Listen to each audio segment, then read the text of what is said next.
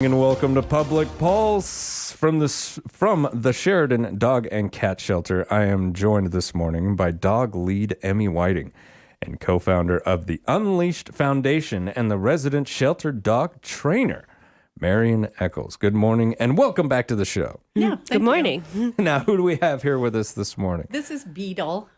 So Beetle is about 2 years old. He came to us, and he actually came to us with this harness, this chain harness. This is embedded into him.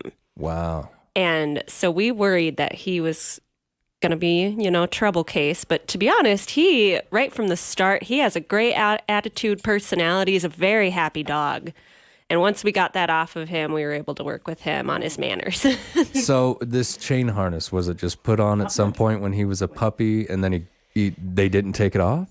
It's what I'm assuming is they put it on when he was smaller. Yeah. And then he grew, and it just, it was pretty icky. It was bloody and scabby. Wow, so there was a lot of physical damage from this Emmy thing. had to take it out of his skin. I mean, it didn't have to be medically removed, but Thankfully, yes. Yeah. Wow. Yeah.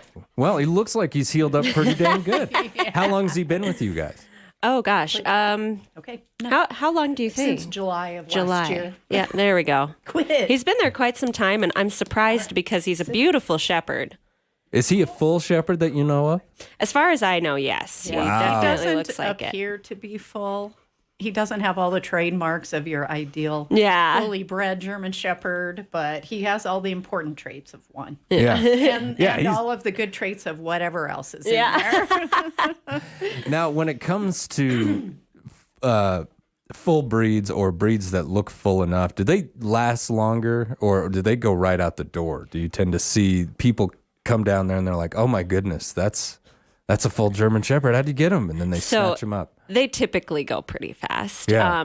I am surprised he's still been at the shelter for as long as he has been. So Now, he seems like he's almost still kind of a puppy. Is he still in like some adolescent phase? Yes. Yes, they're 2-year-olds. adolescents. Yeah, they're adolescents from about 8 months to 3 years old.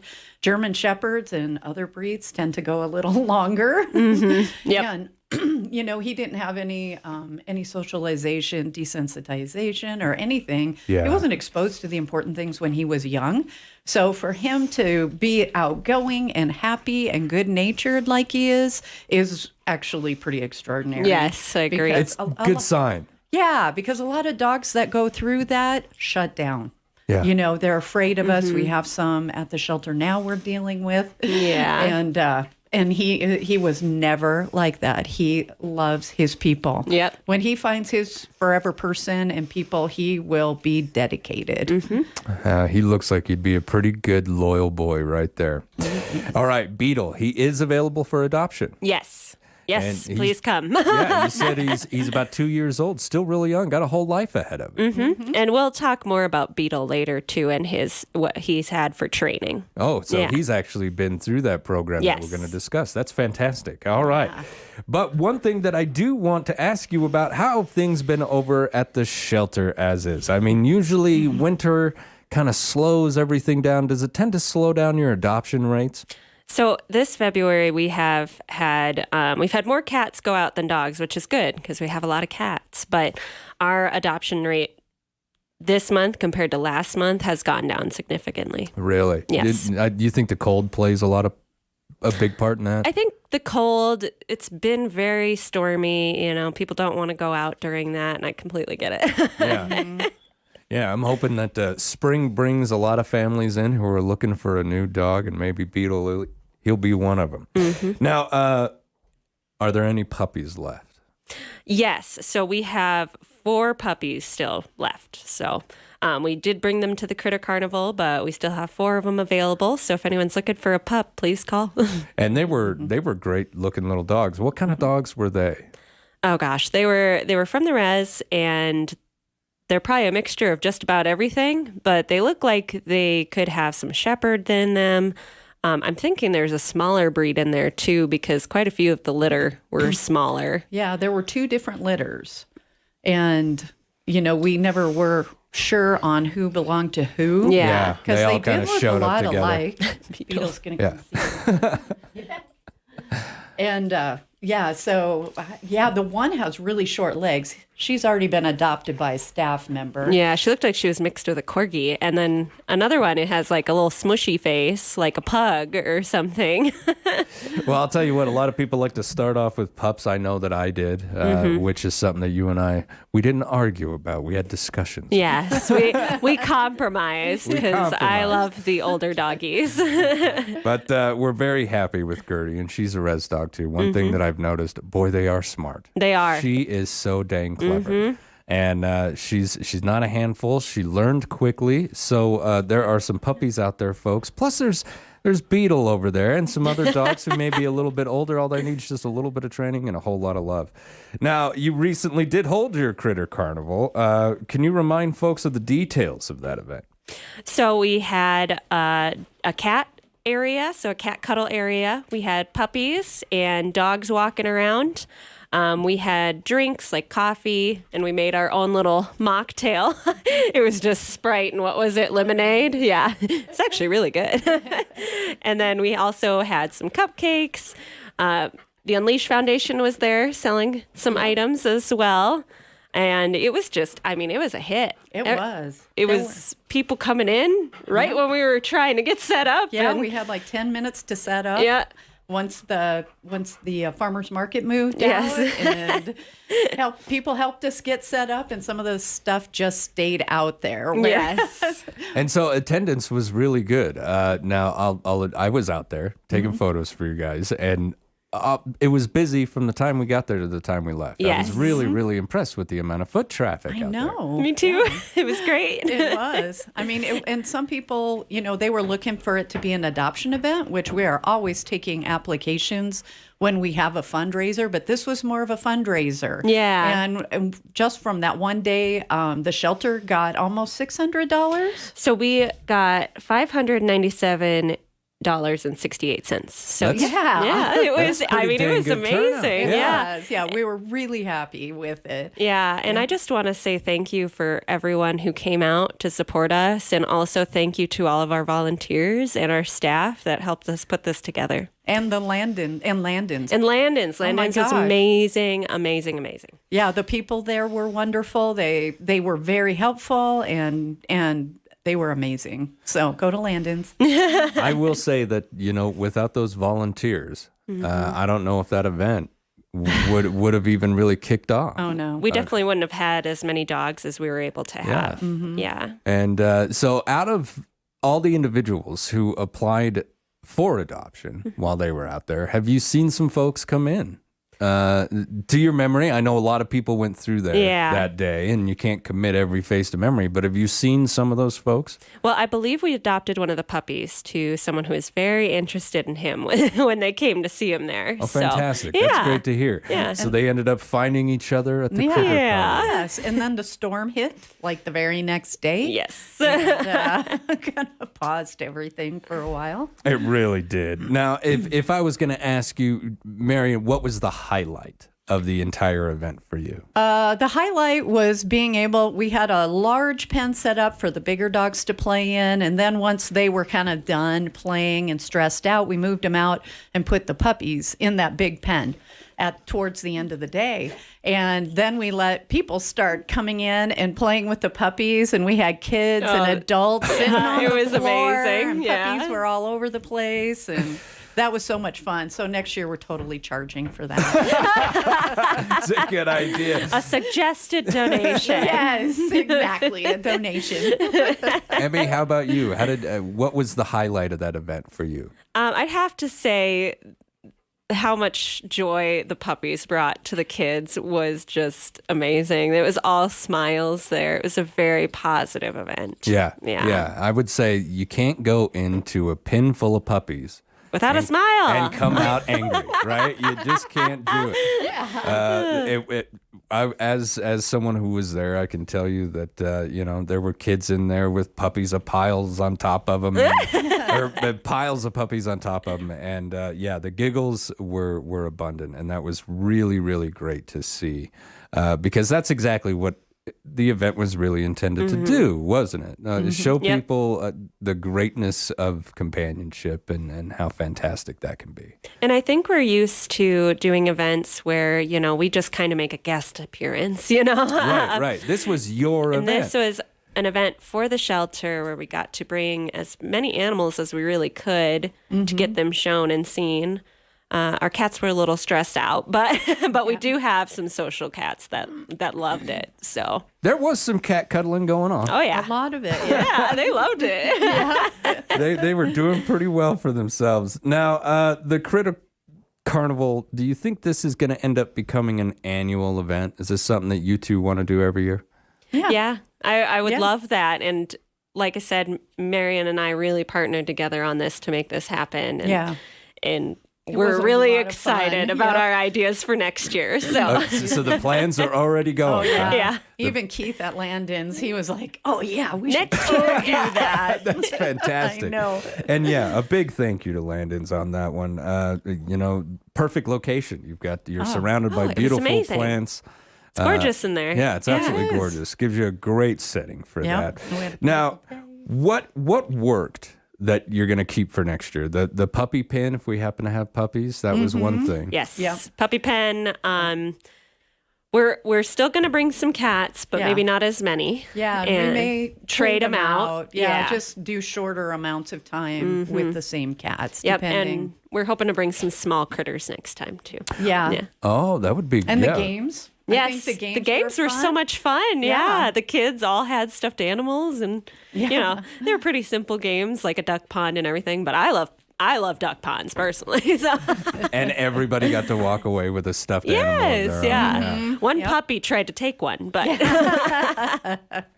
Now, what didn't work or what needs tweaked for next year? we need to start earlier. Yeah. Let's start setting up earlier. Yeah, so we can have it set up so yeah. Yeah, We because we have- were still setting up when people were trying to come in. And I really do appreciate the people that stuck with us till it was Yes. set up because it was a little bit of chaos. Yeah, we had there were just little things that we wanted to have set up that we weren't able to get done because it was just so chaotic Oh, in the beginning. yeah. And Marion, you're right. You couldn't get everything done Yeah. because people were there. Right. Yes, I mean, they were ready to go, were. which is fantastic. I loved seeing it. Now, what is the next event that the shelter's going to be working on? I know we've been maybe thinking of some brainstorming for Easter, but unfortunately, I don't know. So Cindy and I were talking about we did a hike-a-thon a couple of years ago, a year and a half ago.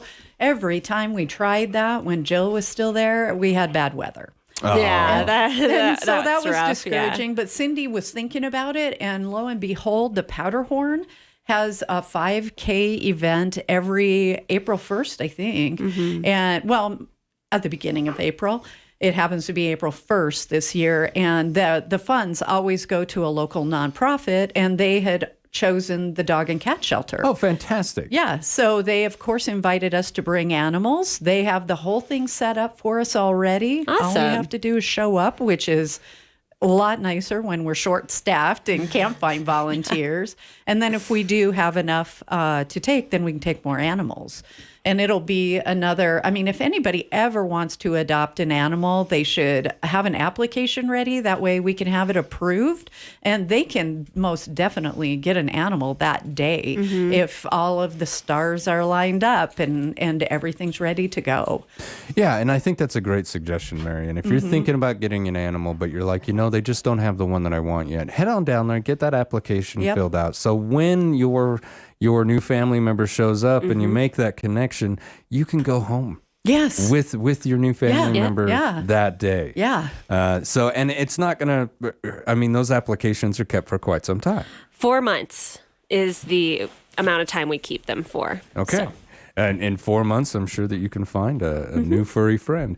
All right. And on that, when we come back, we're going to continue with the Sheridan Dog and Cat Shelter. This is Public Pulse on 930 KROE and 103.9 FM. Sheridan.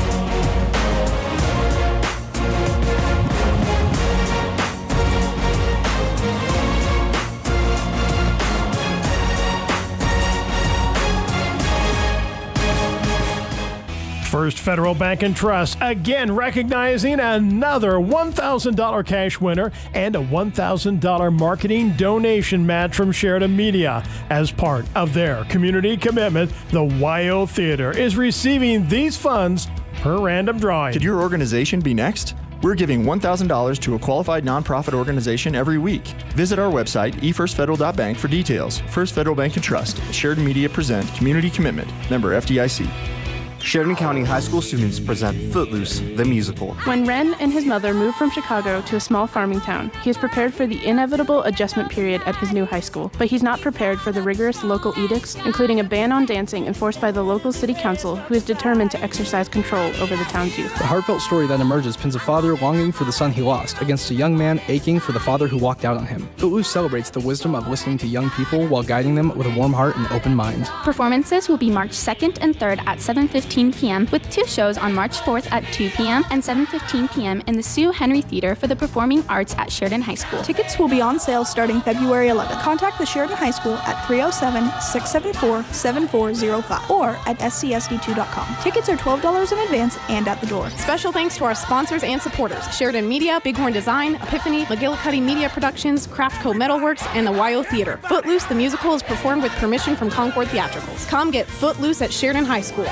Oh, did you inherit a home that you don't want? Maybe it's run down or in a part of town that you don't like. And dealing with getting it cleaned up and listed is one more thing that you don't need on the plate. YO Renovation is here to help. No matter the condition or the location, YO Renovation will take a look and make you a cash offer with minimal bank involvement. YORenovation.com, bringing the properties back to life.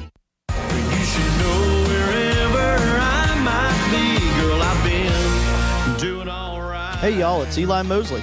The band and I are headed your way to play at the YO Theater Friday, March 3rd at 7 o'clock. You've heard my music on your local radio station. Now come see us live and come say hi. I'd love to meet you and hope to see you there. Once again, that's at the YO Theater in Sheridan, Wyoming at 7 o'clock on Friday, March 3rd. See ya. At Prime Rate Motors, they recently had a customer stop in that didn't need to buy a car. She needed to sell a car. The Prime Rate Motor team went to work assessing the value of her car. Soon they met with her, determined what she thought she wanted for her car. Prime Rate went over the process of determining its value, and she was overjoyed at the final outcome. She left with a check, but she was thinking seriously about a car she'd been eyeballing out on the lot. Problem solved here at Prime Rate Motors and Super Trailer Store, 2305 Coffeen Avenue in Sheridan. Morning and welcome back to Public Pulse, brought to you by our friends out there at First Federal Bank and Trust. I am Floyd Whiting. This morning in the studio, I am joined by Sheridan Dog and Cat Shelter dog lead Emmy Whiting and co-founder of the Unleashed Foundation and resident shelter dog trainer Marion Eccles. And we've got Beetle with us this morning, Yes. a 2-year-old German Shepherd cross of some sort. He looks pretty German Shepherd to me. Marion, You got actually, before I take off on this, let's go back to the animals themselves that are actually up at the shelter. Emmy, how many animals do you have up there right now for those folks who are looking to get a new friend? So we have 194 animals. 120 of those are cats. We have 34 dogs, 30 mice. So if anyone's looking for mice, come see us. And they're pet mice. They're not they're not like wild mice. Yeah, they're pet mice. And technically, they're not feeders. No. And then we have 7 guinea pigs and 3 rabbits right now. Wow, 7 guinea pigs. Yes. Still. Those little guys, I would have thought that they went right out. Guinea pigs are great new pets. Oh my gosh, they're so funny when you walk in the room where they're all in, and you have the vegetables in your hand. They all just start squeaking. Oh my gosh, they're so fun. Little sound. Yeah, they're a lot of fun. They are. Now, Marion, for those who don't know, can you tell us about the Unleashed Foundation? Oh, sure. The Unleashed Foundation, in short, is we want the main goal is to help dogs get adopted by helping them have better behavior in the shelter. And then that helps them stay adopted, because if we can help them be better dogs in the shelter, then they will go into a home as a better pet. Yeah. And we, ultimately, I like to tell the people who get them how to help them be a good animal. So in short, help dogs get adopted and stay adopted. Essentially, you train the dogs, train bad behaviors. Yeah. Well, I guess I could say. Train out bad behaviors and teach manners too. Teach manners. And a big portion of what I've been doing since I've been the trainer is helping the staff learn how to handle dogs that are showing behavior that isn't conducive to the environment or in a domestic setting. Yeah. And so we work together. I mean, we have to, sometimes it's trial and error, and we always do kind, humane things, and we try to speak, to the dog as a dog would understand it. And so sometimes that takes training equipment.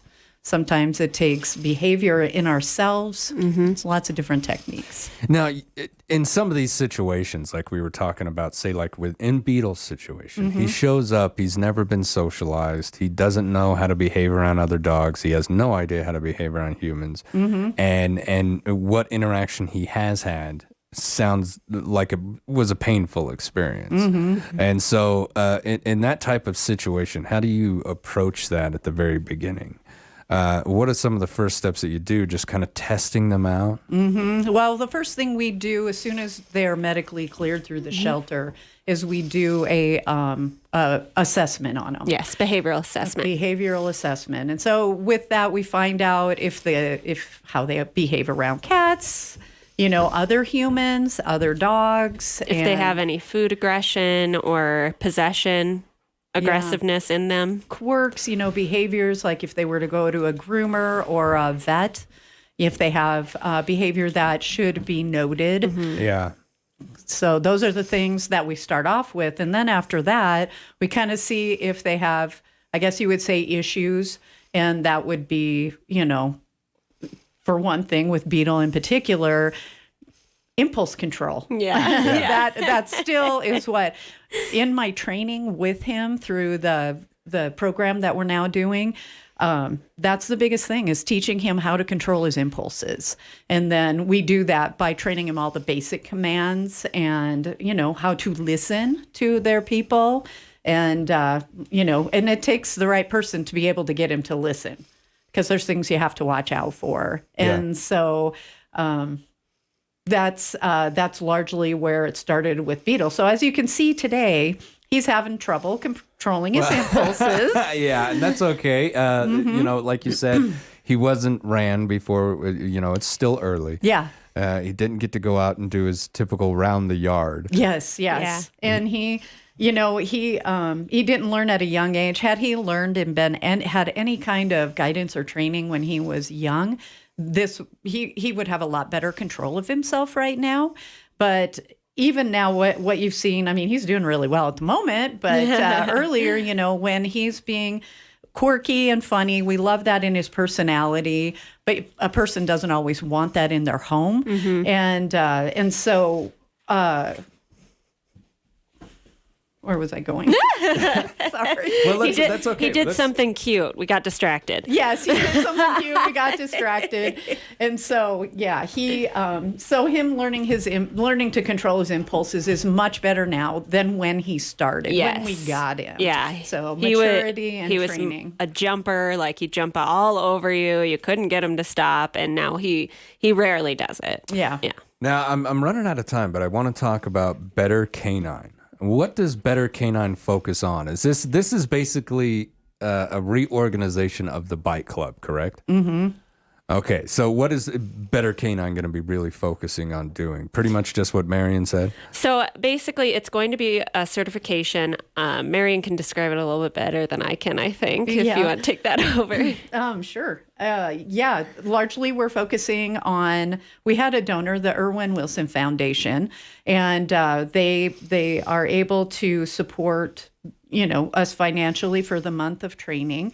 And what we do in that time is teach the dog how to walk nicely on a leash, not a heel command, but walking nicely. And how to sit on command, how to... And he sat right now. He did. I think he even got squirrely when I said to walk nice. But because I use that as the command, is walk nice. Yeah. And he walks next to me, turns with me, and then he sits on command, he downs on command, and stays very nicely when told to do so. And he does other things too, like he was not potty trained when he came in. Oh, dang. And so he'd never been in a house that we are aware of. So he was marking indoors and outdoors, and now we've kind of learned to harness that. So if he has to go, he has learned to potty on command and not in Home Depot. Those people are wonderful too. And so once we get those to a solid degree, we did a little test in front of the director, A.J. Evans, and created a certification. Now, he is certified and has learned all of these things, and the people who get him will be trained on how to follow through with that. But since he hasn't been adopted, but he is certified, I still have to continually work with him. Daily activities. Yes. Yeah, consistency is so important in this. Exactly. Yep. All right. Ladies, I want to thank you so much for coming in this morning. We've run out of time. Thank you for bringing in Beetle, and I hope somebody finds him and they have a forever home together. Thank you so much. Yep, Thank you. All right. When we come back, we're going to speak with the Advocacy and Resource Center. This is Public Pulse on 930 KROE and 103.9 FM. Sheridan.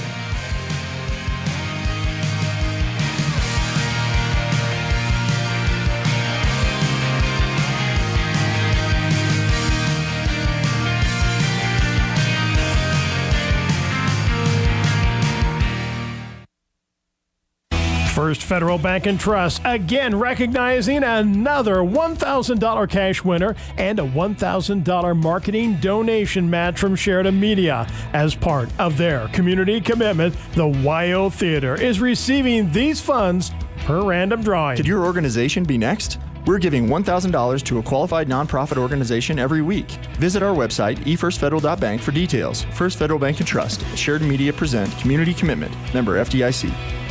The owners and staff at Kane's Funeral Home would like to thank the families of Sheridan and Johnson counties for choosing Kane's and allowing them to serve you during these hard times. Kane Funeral Home makes it their mission to take the stress and uncertainty out of ceremonial services. They own and operate the only crematory in Sheridan County, so your loved one is always in their care. Kane's Funeral Home. Call 673-5837 or visit them online at canefuneral.com. Hi, this is Jill Bates with the Best Real Estate Team. After the December snow and sub-zero temperatures, our New Year weather gets us thinking about spring. It's never too early to start thinking about and prepping to list your home. And there's no team better than the Bates team at Best to help you get your home listed and sold. You are our top priority. Call today at 675-BEST, that's 675-BEST, or go online at bestwy.net. Make it a great day. Proudly brokered by EXP. Wrap Plumbing and Heating can handle any job you have, big or small. From new construction to a pesky leaking toilet, the professionals at Wrap Plumbing and Heating are here to assist you. Drippy faucet? Sure. New shower hardware? No problem. Plumbing an entire new house? For sure. Clogs that need snaked? Oh yeah. Wrap Plumbing and Heating has not met a job they can't handle. Too big a crap? Call Dan Rapp at 429-1196. Dreaming of green grass, sunny days, and long drives right down the middle of the fairway? Well, so are we. It's time to get ready for the 2023 golf season at Kendrick Golf Course. Rates are still extremely reasonable, making Kendrick Sheridan's best golf value. Take advantage of their preseason discounts and save even more. Discounted passes now on sale at City Hall or online at SheridanWY.gov through March 31st. The snow will be gone, the grass will be greening up before we know it, so don't miss out. Play golf this season at Kendrick Golf Course. Delicious McDonald's deals are now more fun, more accessible, and better than ever through the McDonald's mobile app. The app is now the only place you can earn My McDonald's reward points on every McDelivery order. Plus, you can get those free McDonald's rewards you earn delivered too. Just order, relax, and enjoy. McDonald's will bring your faves to you. Just go to the Google Play or Apple App Store and download the new McDonald's mobile app and start saving. Download it now. McDonald's, Sheridan, Buffalo, and Gillette. Good morning and welcome back to Public Pulse, brought to you by our friends out there at First Federal Bank and Trust. I'm Floyd Whiting. Joining me for the second part of the show this morning from the Sheridan Advocacy and Resource Center, volunteer coordinator and victims advocate Brittany Hamilton and victims advocate Rachel Larimore. Now, good morning, ladies, and welcome back to the show. Hello. Good morning. Now, Rachel, you were new last time you were on the show. Go ahead and pull that right down. There you go. Don't be afraid to grab that thing. Now, how has it been? I mean, this is me on the outside looking in, but I would think that this is a tough dang job. It is tough, but it's rewarding too. And it's not like another job where you can go in and you sit in front of a computer and get the training and then you're ready to go. Yeah. Like everything is very deal with it as it comes up. Like there's stuff that's happened since I started that's never happened in the time that Brittany's been there. Oh, or for Yvonne sure. Or Rhonda. Wow. We're getting a whole wave of new things lately, and it's a learning experience for all of us all the time. Like this job, you are constantly learning something new, and no day is the same. Yeah. Right. And you're going to stick with it? Oh, for sure. Yeah. For sure. Yeah, I really enjoy it. Like you said, that almost no matter what happens, you walk away with this, I helped someone in need. Right. Even if it's just hearing them. Yeah, even just listening. Yeah, Right. exactly. Right. Sometimes that's all someone needs, isn't it? And that's a huge part of our job is just listening, and you wouldn't believe how like complex just that active listening is with someone, and it's not just listening to go okay, all right, well, sorry about your luck, have a good day. Like it's that active listening of really hearing somebody and empathizing what they're going through, and then being able to provide them resources.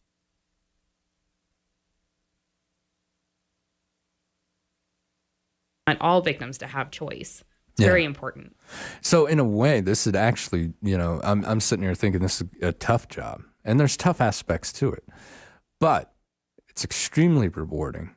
Absolutely. New things are happening all the time. I mean, like you said, there's no training manual. Yeah, for no this. 2 days are the same. Yeah. Never. No. Yeah. And so if someone's looking for a bit of adventure and fulfillment in helping someone who really needs your help, this is a good job. For sure. Now, you recently held your Love Shouldn't Hurt banquet.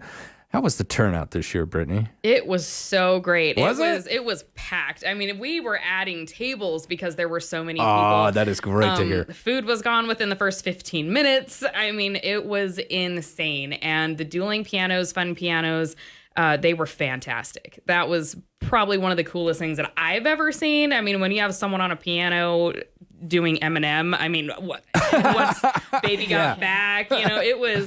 It was amazing, and the turnout was just, we were blown away. We were blown. I don't think in the fundraisers that I've been a part of, that was the biggest turnout by far. I love to hear that. Yeah. That's fantastic, because it just means this event's getting bigger and bigger every year. For sure. And just, those, the dueling pianos, they just brought in such an amazing crowd of people, and we're actually going to have them again next year. Oh, fantastic. So if you missed it this year, come on, start planning your time for next year, because they're coming back. And this is usually held the same time every year, isn't Yes. it? Mm-hmm. In February. In February. Yep. So just keep that in mind, folks. You missed it this year. That's all right. We got next year, too, and they're always looking for new folks to join the party. Now, I'm going to guess, Brittany, that the dueling pianos were the highlight of the event for you. It was total highlight, and one of the biggest highlights was having Rhonda and Yvonne having to, they had to put a harmonica in front of the guy playing the piano, like at certain times, and that was hysterical watching him do that. I will never forget that. I have the photos. It's never going away. I've got evidence. Got Yep. evidence. It's great. Check out our Facebook page if you want to see. Now, Rachel, you were in attendance. Yes. What did you think of it? This was your first. It was Love my Shouldn't Hurt. first one. Seeing all the community show up. Yeah. I thought that was my highlight. I thought that was pretty cool. Yeah. And just a lot of people don't know even that we exist. So it was nice to see the community support and Yeah. To be able to have fun and not it be something so heavy. You know what I mean? And I think, the name Love Shouldn't Hurt, someone might get the wrong idea where they're like hurt. I see that word. And so everything that I try to do in promotion of this event is to let them know this is a party. Right. Yeah, this is a straight party. Yep. And if anything, you're going to learn how good relationships should be. Right. Absolutely, because we always talk about, the negatives and, the red flags and what to watch out for. And, we start that, when we go into the schools and we talk about boundaries and we talk about all that stuff. And Love Shouldn't Hurt is really just celebrating those healthy relationships. And everybody coming together in a tough job. Yeah, and you don't have to, it's not even about relationships. It's also about friendships and family relationships. People put that stigma on the word relationship as if we're talking about people and their significant others, and it's not. Yeah, Friends, like a romantic. Yeah, it doesn't have to be romantic. I mean, it was just so many friends and family and people, and just what a wonderful time. So if you missed it, please put it on your calendar for next year, and we'll get the deets out as soon as we can. Well, and I'll tell you what, it's just another good reason to go out and just have a good time. Exactly. Especially in the middle of February. Yeah, absolutely. Especially this February, definitely. Oh, bitter, right? Bitter. Yes. Now, were you able to raise some funds for the center in this? I mean, did we get pretty good turnout? We were. I don't have a grand total, but I know we're over, I believe, $8,000. Oh my goodness, that is great to hear. Mm-hmm. And that, that money is just so crucial for our center. It keeps us going. It helps us, be able to put people in shelter. It helps us be able to, get things for people that they don't have, that aren't donated, whether that be, paying an electric bill, paying an internet bill, paying, it just allows us to help people succeed when they're coming from a really abusive situation. Yeah, and I know we've talked about it a lot, but I just want to remind folks that there are certain situations where one of the parents have had to flee with the children, mm-hmm. and they had to leave everything behind. Yeah. And that's just absolutely horrible. Having to get out of that situation, but we had to leave all of our clothes. We had to leave all hygiene. Yeah. Taking the opportunity when they had it. And I'm trying to start over. Yeah. Is so rough. So having somebody there with not a handout, a hand up. Absolutely. It really does make a difference in the lives of not just these individuals, but their children. Right. Yeah, for sure. And I think that's something that we should all keep in mind. And it's great to hear that the community turned out the way that they did. They did. It was not a disappointment. All right, switching gears, February, that bitter month, was Teen Violence Awareness Month. Although the month is almost done, there is something this is just something we should be aware of every month. Brittany, when we say teen violence, what type of violence are we usually referring to? So on average, 1 in 3 teens are affected by physical abuse, mental abuse, emotional abuse in a relationship. It's a really hard statistic to swallow, but it's true. And we tell all of the youth that we see that really, look around, 1 in 3 of you will experience this at some point. And so the best thing that we can do is just try to educate them as early as possible, and not necessarily getting into the nasty, this is what's so terrible about relationships, but just teaching the basic, warning signs and red flags to look out for, and just what boundaries are. A lot of youth don't know what a boundary is. I didn't even really know what a boundary was until, as an adult, because it just isn't something that's really talked about. We're just kind of, I think, used to figuring that out on our own. And then usually by then it's too late. We've already had a, traumatic experience or a bad relationship, and you're downhill spiral, Absolutely. You end up developing your boundaries in response to something else, as a reaction to something happening. When we should be encouraging our children and encouraging our teens to develop their boundaries proactively, and not be ashamed to tell someone, this is it. This is where we're standing. You're at a boundary. Right. And we don't go any farther past this, no matter what that is. Yeah. And that can be actually pretty difficult for some people, to look at someone in the eye and say, this far, no further. Right. Because I think, in society we've grown up with, that kind of people-pleasing mentality of, you don't want to hurt people's feelings. But there's ways to do that where you're not hurting people's feelings. And in reality, people just need to accept that people have boundaries, and your boundary might not be the same as someone else's boundary. And I've looked for definitions. There's so many definitions of a boundary. And one definition that I always like to tell the youth is that boundaries are personal limits that we set within our relationships that allow for safe and appropriate connections within one another. And we want to establish those boundaries, communicate those boundaries, and honor those boundaries. And that's, just out of all the time I've been here, is like the most encompassing definition I can think of for boundaries. Yeah. Yeah. And once again, trying to proactively establish those takes a lot of inner reflection, doesn't it? Because you almost kind of have to, well, what would I do in this situation? Right. Throw yourself a bunch of scenarios just to be like, well, how would I react? And where is my line? Right. And I think a lot of times that's why it ends up being more of a reactive response. Because, boom, when you're hurt, you're hurt. Right. Absolutely. Well, and today it's so hard because then you have that, the social media aspect of things. Whereas even in our, we're not that old. And we didn't have nearly, as much of the social media crap that you have to deal with now. And so now digital boundaries are a real thing that we like to talk about too, just with, not sharing your passwords. Like you don't have to, give that person if they're asking for it because they don't trust you, then you don't need to be in it. Right. Exactly. It's crazy. And what's really, kind of the wave of the future.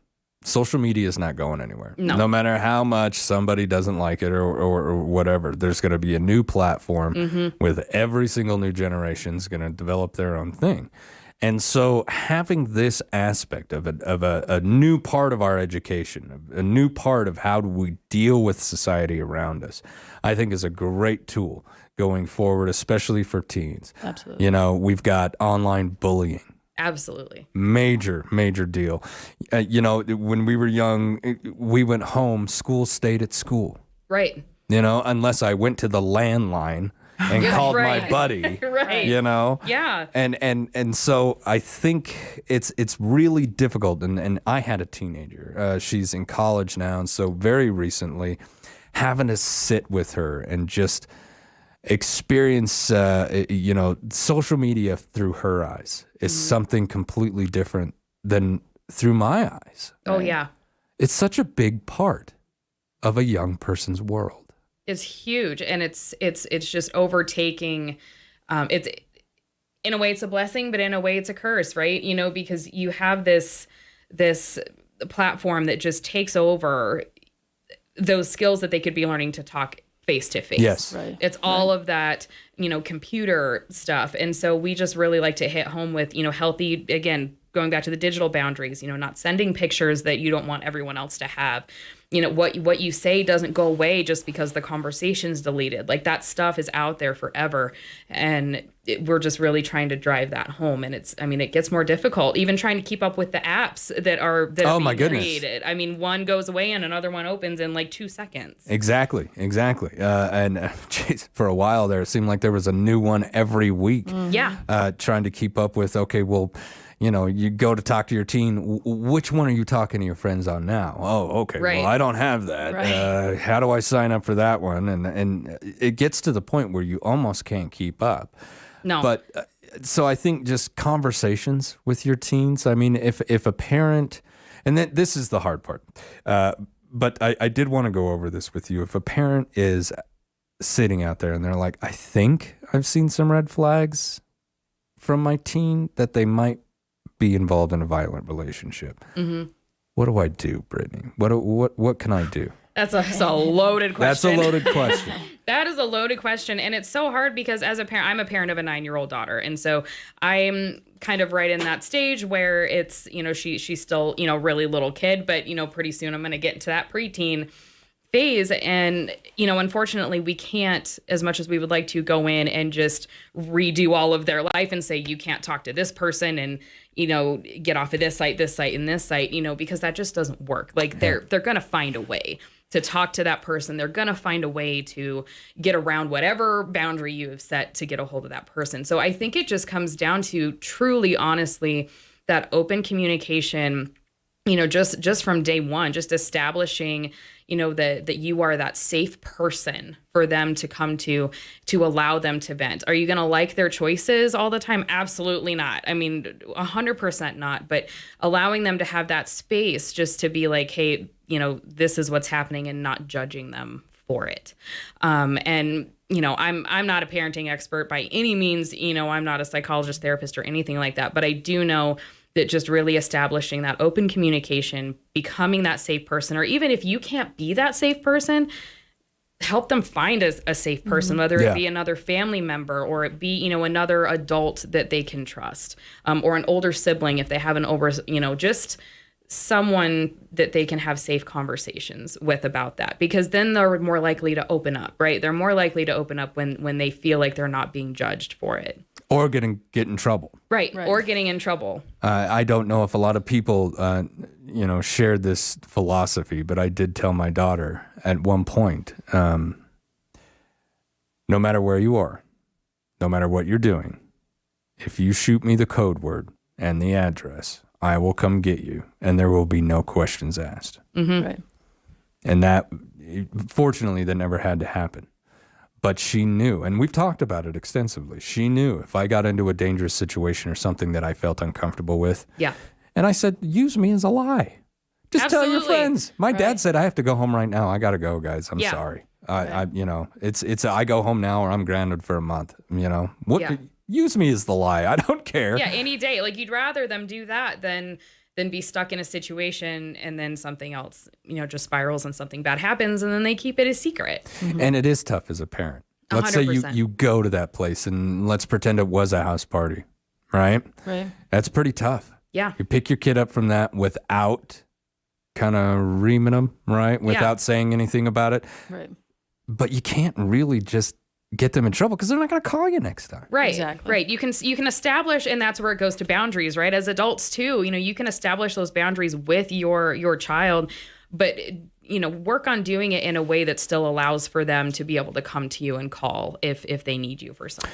I got to go. Brittany, real quick, tell me who I should call if I am in crisis. You can call our crisis line. It's open 24/7. We have volunteers on as long as staff members, and 307-672-3222. And call us. Doesn't matter what time of day or night, early morning, we're here. They are there for you folks. Thank you both so much. Thank you. And you and your team stay safe. We will. Thank you so much. You've been listening to Public Pulse on 930 KROE at 103.9 FM. Sheridan.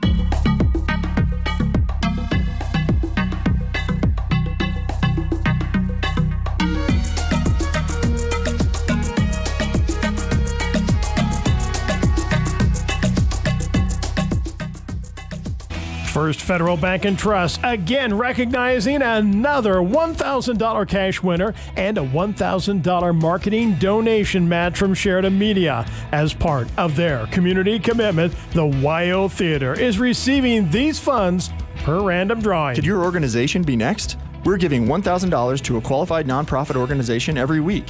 Visit our website, efirstfederal.bank, for details. First Federal Bank and Trust. Sheridan Media present Community Commitment. Member FDIC. Hi, I'm Tom Connors. Went to Mark Patrick's hypnosis seminar. Nothing worked before. Left there and never smoked again. Amazing. Easy, affordable, and guaranteed. A year later, with my wife Michelle, attended Mark Patrick's weight loss seminar. She lost 18 pounds and I lost 43 in 8 weeks. It's true. He smoked 2 packs a day and nothing worked until Mark Patrick Hypnosis. Now we're losing weight together, eating healthy, full on half the food, crazy, enjoying exercising. Who would have believed Mark Patrick Hypnosis really works? It's amazing. I can breathe again, my blood pressure went down, and I've got so much energy. So much energy. And look great. Stop smoking. Lose weight now without cravings, irritability, or your money back. Only $49.99 guaranteed. Wednesday, March 8th at the Ramada Inn in Sheridan. Weight loss seminar at 5:30 p.m. Registration at 5. Stop smoking seminar at 8 p.m. Learn more at markpatrickseminars.com. That's markpatrickseminars.com.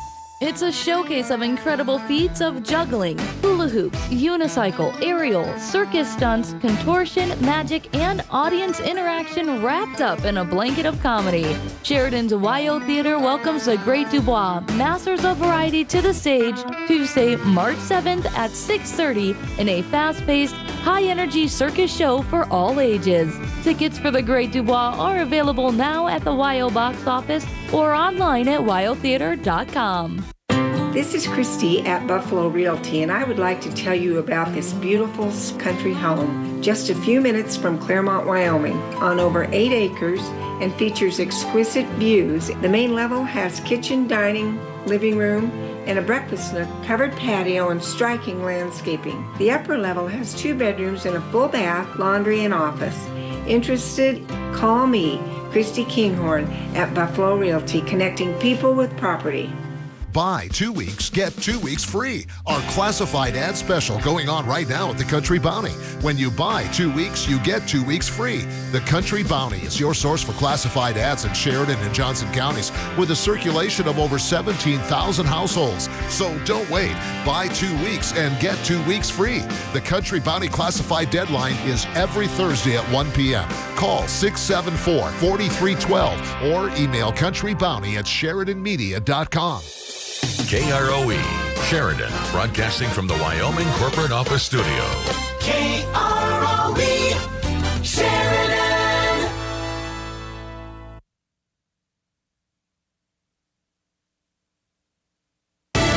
They're sending a message to the U.S. Supreme Court. I'm Lisa Brady, Fox News. The crowd gathered outside while arguments are heard inside on the president's plan for student loan relief. There's been a steady flow of people outside the court. They've been here since 3 p.m. yesterday. Some even spent the night. They were joined by members of Congress late into the night and early this morning. Fox's David Spunt at the Supreme Court. Technically, we're going to see 2 cases before the Supreme Court today, but they deal with the same overarching issue. And already the justices, including Chief Justice John Roberts, has questions about this plan to cancel this student loan debt. Just last year, the president, fulfilling what some say is clearly a campaign promise, came out and announced his plan to cancel up to $20,000 if you meet certain criteria. The president says it's legal under a federal law that allows for loan modification in a national emergency. 6 Republican-led states argue he's exceeding his authority. Critics also argue the plan is unfair to other taxpayers footing the bill. Congress holding multiple hearings on China. The threats posed by the PRC's military-civil fusion strategy and its stated intentions for global dominance and artificial intelligence are real. Commerce Department Undersecretary Alan Estevez warning lawmakers that computer chips found in consumer goods can also be a foundation for mass surveillance and weapons development. National security concerns a theme at each hearing today, weeks after the U.S. shot down a Chinese spy balloon, though the administration also continues to emphasize a strategy of managing competition with China. Fire officials in Memphis urging caution when using space heaters after a deadly fire blamed on a heater during pre-dawn hours today, killing 4 people, including 2 children, leaving a 5th person critically injured. America is listening to Fox News.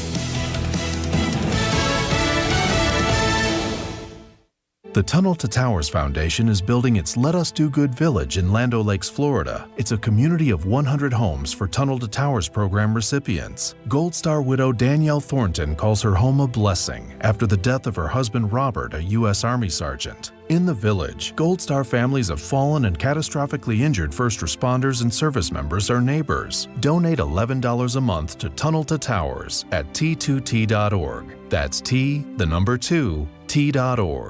Do you find yourself stuck in a timeshare? Get the real facts about the timeshare industry and your options for cancellation. Chuck McDowell, founder of Wesley Financial Group, beat the largest timeshare company in federal court and has put together a free information guide that reveals the secrets the timeshare industry doesn't want you to know, including the 5 ways to get rid of your timeshare. Call now and get this timeshare cancellation guide absolutely free. Call 800-838-1441. That's 800-838-1441. Testimonies winding down at the double murder trial of a former South Carolina attorney, the day after the defense rested. The judge has agreed to allow the jury hearing Alec Murdaugh's murder trial to visit the family property and see the crime scene. It's set to happen after prosecutors finish calling rebuttal witnesses. The judge, jury, lawyers, police, and security personnel will be allowed on the trip, likely on Wednesday. Murdaugh is accused of killing his wife Maggie and son Paul in June of 2021. On Friday, South Carolina law enforcement officials issued a new charge against Murdaugh, a misdemeanor accusing him of possessing jailhouse contraband, a book which is not allowed. Murdaugh is separately facing 99 financial crimes charges. Tanya J. Powers, Fox News. A search underway in the UK for a 2-month-old baby now that the child's mother and her boyfriend are under arrest weeks after they went missing. Constance Martin is an aristocrat and former drama student. Mark Gordon, a convicted sex offender who served 20 years in a US prison. With both in custody and suspicion of child neglect, police are now trying to find Martin's baby. They'd been on the run since January 5th when their car was found ablaze next to the highway. Detectives think the 35-year-old gave birth in or near the car a day or two earlier, but the child remains missing, prompting an urgent search across what police say is a vast area near the southern English city of Brighton. Fox's Jonathan Savage. Mexico's president says Tesla will build a plant in the city of Monterrey, an industrial hub in northern Mexico, where the president had previously rejected a proposed plant site over water shortages. But he says the company has made commitments now to address those concerns. Meantime, Tesla CEO Elon Musk is the world's richest person again in the Bloomberg Billionaires Index after a surge in Tesla stock. Right now, stocks are mixed overall on Wall Street. The Dow's down 176. I'm Lisa Brady, Fox News. At Carpet Design, their showroom showcases the latest in carpeting, luxury vinyl, tile, laminate, as well as all types of hardwood flooring. You'll see what's new in color, texture, and technology. If your flooring is showing its age or you just are ready to make a change, come see what's new and exciting at Carpet Design. Every Saturday from 10 to 3, take 20% off on flooring in the warehouse. Large selection, too. Free estimates. 643 Riverside Street. Carpet Design. This public service announcement sponsored by Pilch Engineering, serving Sheridan and Johnson counties. Hi, I'm Rachel from Sheridan College Dental Hygiene Program. February is Children's Dental Health Month. Did you know dental sealants prevent 80% of cavities over 2 years according to the CDC? So say no way to tooth decay. Come get sealants before May. Call Sheridan College Dental Hygiene Clinic at 307-675-0400 to schedule an appointment at a reduced price. News Talk 930 is 103.9 FM.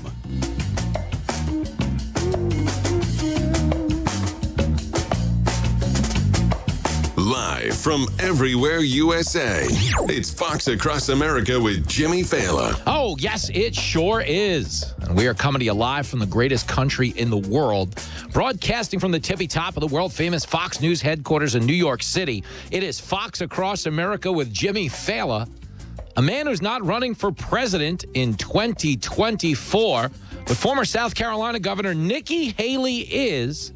And she's going to join us in this radio studio in this hour. Get her out. Get her out of here. Doesn't sound like Trump's a big fan. I'm not sure if you are, but we're going to get to know the first Republican to challenge Trump for the party's nomination at a time when both parties believe Joe Biden needs to read the writing on the wall. We hold these truths to be self-evident. All men and women created by you know the thing. 888-788-9910 if you want to be a part of today's festivities. Also the number if you don't want to be a part of today's festivities. You don't need to agree. You don't need to believe what I do. It is an all skate. Everyone is welcome. I'm a talk show host. I'm not an activist. This is a forum where people can converse honestly, share their beliefs. It's a judgment-free zone. I don't care where you come from. I don't care what color you are. I don't care how smart you are. I don't care how dumb you are. No, ma'am. You can be a Republican on this show. You could be a Democrat. You could be a Libertarian. You could be anything you want. Just don't be a... There it is. Happy Tuesday, everybody. If you watched me on the Sean Hannity show last night, me and Sean had a good time talking about the current vice presidential nominee, Kamala Harris. Kamala's awful with her weird laugh. Ha ha! Is she ever? But we also did, in fact, get into Joe Biden and the fact that there are whispers now within the party that maybe this guy doesn't have another 4 years in him. If you like Biden so much, name 3 of his complete sentences. So what I'm trying to do as we interview everybody who's running in 2024, okay, at some point you'll hear from, DeSantis will come by. You'll get a sit down with Donald Trump. Wrong. But as this thing takes shape, as this race takes shape, everybody that we will, in fact, interview, my main focus is always giving you the person behind the politics. In the primary season, okay, a lot of their beliefs are similar. Like if you've heard Nikki Haley, she's not drawing a stark policy distinction between herself and Trump or herself and DeSantis, so much as she's positing herself as a new look for the country, a new direction to go in, younger leadership, female leadership. And believe me, she's not selling her gender the way the identity politics hustlers are. But she is saying, hey, it's time for a clean slate in America where we're not led by a bunch of bickering politicians in their late hundreds that are selling us out to foreign aid and overseas wars we have no business being in, but a time of like American rejuvenation. That seems to be her platform, but we'll get to know the person in this hour. And the one thing I will tell you, and I've said it before on the show, is as contentious as this nominating process is going to be, when you're talking about Trump, when you're talking about DeSantis, maybe Tim Scott. I mean, first of all, everyone's getting a nickname from Trump. It doesn't matter. I got to ask Nikki Haley, because I'm sure she's getting a nickname. Everybody gets one. I mean, when Trump gets into the ring, he's not pulling any punches. There's a slob. There's a real slob. I mean, we all remember 2016. This guy will say anything. He's throwing the fastball, okay? Every pitch to every batter. So it's going to get wild. It's going to be a food fight. But the reason so many people are willing to get into the ring is because they do believe that if the Democrats run Biden, he's just useless. Tell him like it is. Okay, so let me give you a little bit of Biden before we get into the person that's going to be in this studio, asking for your support in an effort to replace him. Okay, Biden, as you know, spent President's Day over in Ukraine, renewing our commitment to give them unlimited access to our ATM. Here's the pin, Zelensky, take it away. No definition of what would define victory. No effort to establish an off-ramp in this war, just endless funding for Ukraine, something that didn't sit well back here in America at a time when East Palestine, Ohio, is being overwhelmed by a train disaster that has contaminated their drinking water, likely made portions of the town uninhabitable, and left a lot of parents in fear of not only their well-being, but more importantly, their kids. And there's been this real brazen indifference to what went on in East Palestine. In fact, the administration didn't send anybody there until Trump showed up the day before. When their hand were forced, they were like, fine, we'll get Mayor Pete onto a plane, get him out to East Palestine. This is politics as usual. But Joe Biden was asked by David Muir. Okay, Joe Biden sat down for an interview with ABC's David Muir. I don't remember that ever happening. But it did. And he was asked, hey, do you plan to travel there? Have you talked to the mayor? And Biden flat out said he doesn't remember. It's clip 17. So do you plan to travel there, and have you talked with the mayor? I can't recall that. I don't think I've talked to the mayor. I've talked to everyone else there, and multiple times. Talked to both the senators, both governors. I've talked to everyone there is to talk to. And we made it clear that everything is available. Have you ever had a checkup? Have you talked to the mayor? I don't remember. Listen, one of the things Nikki Haley was pushing when she launched her campaign was that everybody over the age of 75 would be subjected to a cognitive exam. I can't see a world where anybody would be against that. You want to know that whoever has their hands on the nuclear codes has an elevator that goes all the way to the tippy top floor. You know what I'm saying? And when you hear Biden, whether he's telling you he can't remember who he talked to, or in this instance, just brazenly lying about it being a part of the civil rights movement, you realize that, listen, for whatever you think of the politics, whatever you think of the guy, his character, his son, the overseas business dealings, okay, the fact remains, this is he's a beat-up guy. He's not physically strong. I wish him no ill will. But between the moments where he doesn't know who he's talking to and what about, where he's being interrupted by the Easter Bunny, or he's shaking hands with an invisible man. Biden's lost his marbles. Okay, we've all seen it. Okay, it's weak stuff to project onto the world stage, number one. But number two, there's just also this other indifference to the truth where the guy just lies. Okay, here he is yesterday talking about the fact that he was a part of the civil rights movement and got up every morning and went to church. But then he went down to the black church to organize desegregation efforts. Come on, don't bullshit me. Just listen to how brazen this lie is. And understand, when Kamala Harris was running for president against Biden in 2020, okay, the big hit she scored against him on the debate stage is that she was one of the first black girls in her community to go to school on an integrated school bus. And you know, Kamala loves a big yellow school bus. She's always laughing. You know, Kamala with the fake laugh. It's really uncomfortable.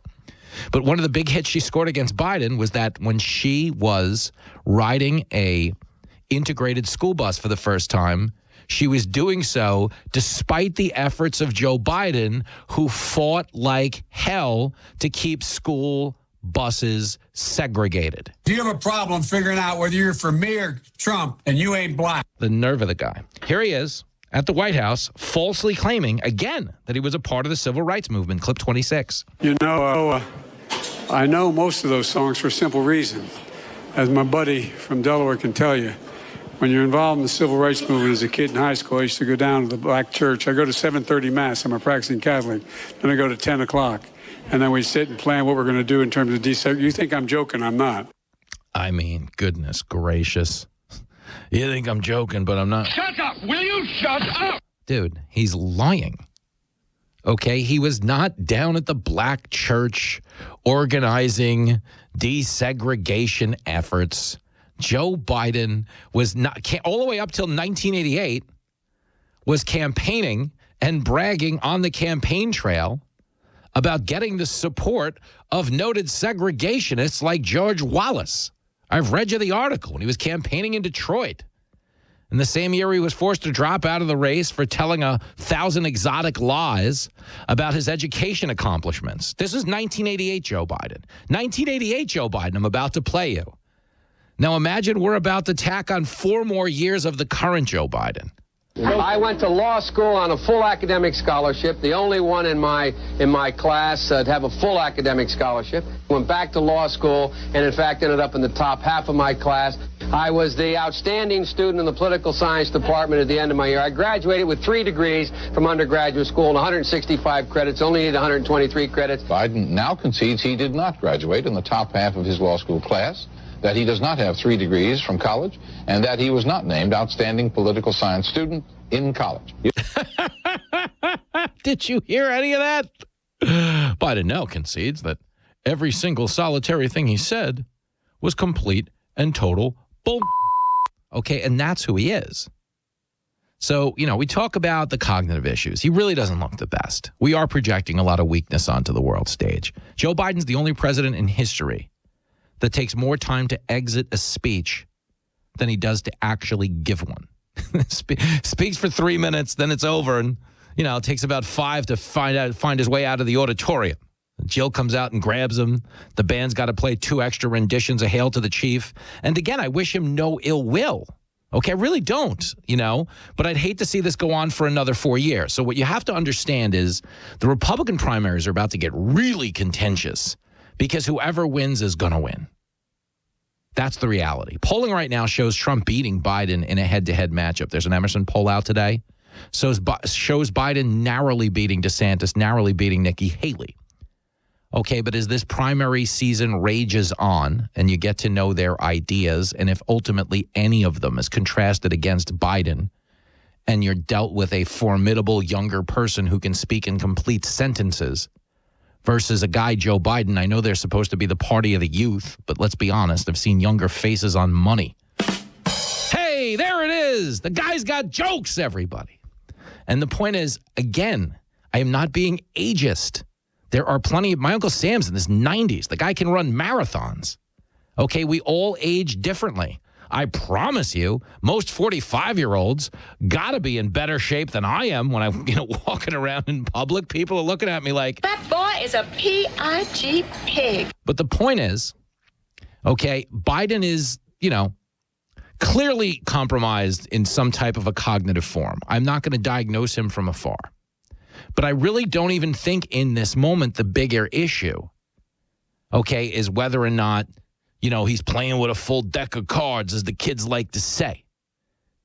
I think we're having a bigger issue with honesty. This is a guy who pulled all the troops out of Afghanistan before he pulled out the civilians. That's stupid. Use your common sense. But made dumber by the fact that he then got on TV with a straight face and told you it was a successful mission as we watched the whole entire country collapse.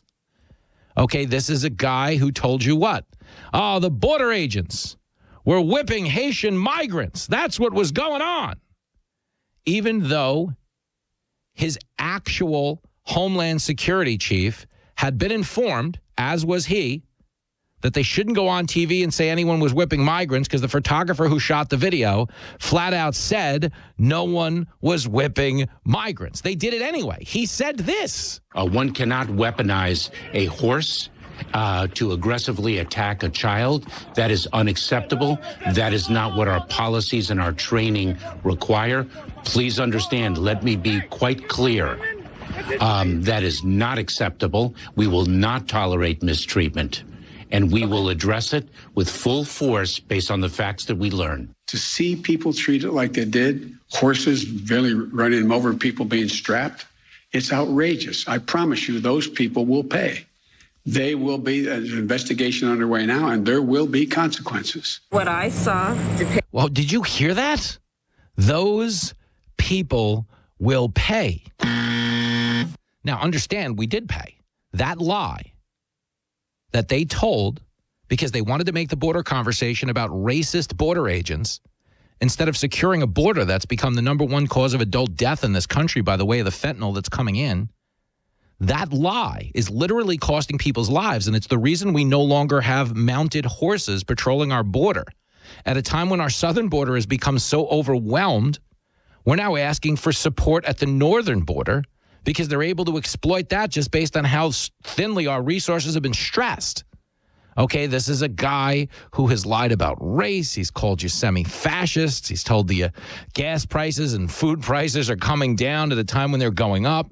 He passed an inflation reduction bill, okay, that is going to drive up inflation in the short term and then bragged that it was the biggest climate change bill in history. What a fraud. Absolutely.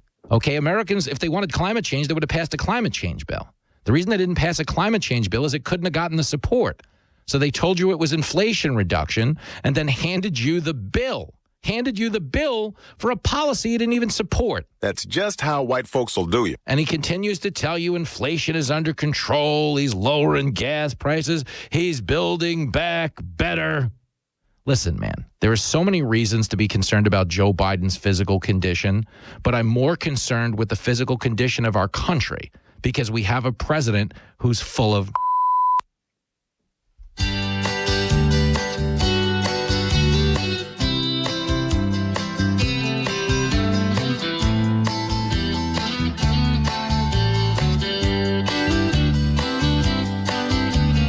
White House girls send Biden to bed early because he's really old and he's senile. He makes up so much crap, the country's worried. He's lying like it's going out of style. You can't hide Joe Biden's lies. For a while they made Psaki try. I thought by now they'd realize there ain't no way to hide Joe Biden's lies.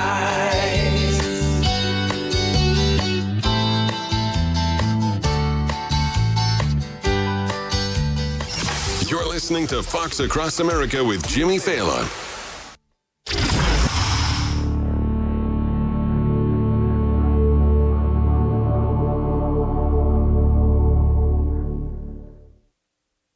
Paid for by GovMint.com. Did you hear? A recent stash of $20 gold Liberty coins from the 1800s has been found. These gorgeous gold coins are as bright and shiny as the day they were struck in the late 1800s, and less than 50 of these gold coins are available. Coin experts are calling this gold find an incredible opportunity. Call 1-800-560-6468 and you are guaranteed a $20 gold Liberty coin minted by the U.S. Mint in the 1800s. But with extremely limited availability, you must call now. These gold Liberty coins from the 1800s are still in uncirculated condition. That is history you can hold in your hand. To learn more, call 1-800-560-6468. Call now and you will receive a free American Coin Collector's Bonus Package, a $75 value free with every order. Call 1-800-560-6468 now to secure your $20 gold Liberty coins dated from the 1800s before they sell out. That's 1-800-560-6468. And paid for by OpenShar Concepts. Attention firefighters, members of the military, and airport workers. For decades, first responders and firefighters at military bases and airports used a chemical-based foam to fight fires. Studies have shown the chemicals used to make aqueous film-forming foam, or AFFF, are highly toxic to humans and have been associated with several types of cancer. If you or someone you know was exposed to AFFF and were diagnosed with any of these cancers, including kidney, bladder, prostate, pancreatic, lymphoma, leukemia, testicular, and neuroendocrine, then you should call us immediately because you may be entitled to significant cash compensation. Call us at 800-459-3919.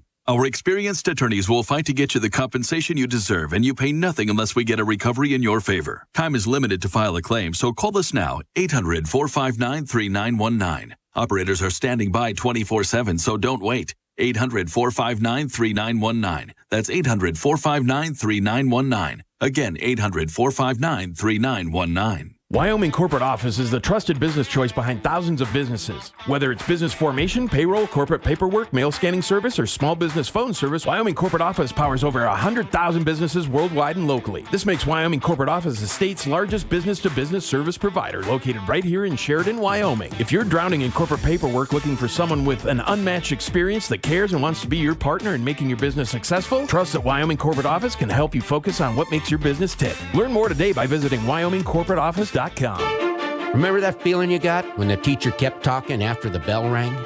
Well, the same goes for when you take your 4x4, side-by-side, or snowmobile in for service. That's where Hando Service Center comes to the rescue.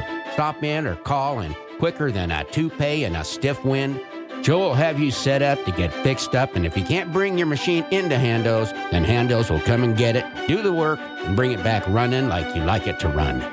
Hando Service Center on Sheridan's Heartland Drive. Do you ever use words that you don't know the meaning of just to make yourself sound more photosynthesis? Well, at the Health Nut, you don't have to sound all that smart to feel better about yourself. You can do that at the healthy soup, salad, sandwich, and smoothie bar. And aisle after aisle of healthy supplements to keep you sharp as a Centroid. In an organic grocery store that is just as smart. The Health Nut on Sheridan's 5th Street, where you will always leave feeling calculus. This public service message is presented by BHJ Property Management at 101 South Main. The YO Theater and United Methodist Church are teaming up to offer free childcare options for parents or grandparents who want to see an upcoming show but don't have childcare options. All you have to do is purchase your tickets to the Eli Mosley concert, complete the online form, and drop your child or children off at the United Methodist Church prior to the performance March 3rd. Go to wyotheater.com and click on the link for the Eli Mosley concert to learn more. Rapp Plumbing and Heating has been serving Sheridan since 2010. With all these years of experience, you can rely on them to handle all of your plumbing and heating needs. From new construction to remodels, repairs of existing systems to retrofitting, Rapp Plumbing and Heating can do it all. They are professional, clean, and courteous. Call 429-1196 for all your plumbing or heating needs. As we like to say, if you find a leak, let Dan take a peek. What are your marketing goals for your business? There are many advanced marketing strategies and tools that continue to emerge. At Sheridan Media, we're constantly combining new and traditional methods of marketing to get you the highest return on your investment. We invite you to sit down with us, meet with one of our creative consultants, and together we'll customize a marketing plan. Sheridan Media is an employee-owned media company ready to go to work for you. From Billings to Buffalo, this is the News Talk Station. Broadcasting from the Wyoming Corporate Office Studio on 103.9 FM and 930 AM.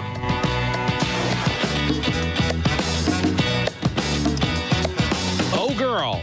It is Fox Across America with Jimmy Fala holding it down at 888-788-9910.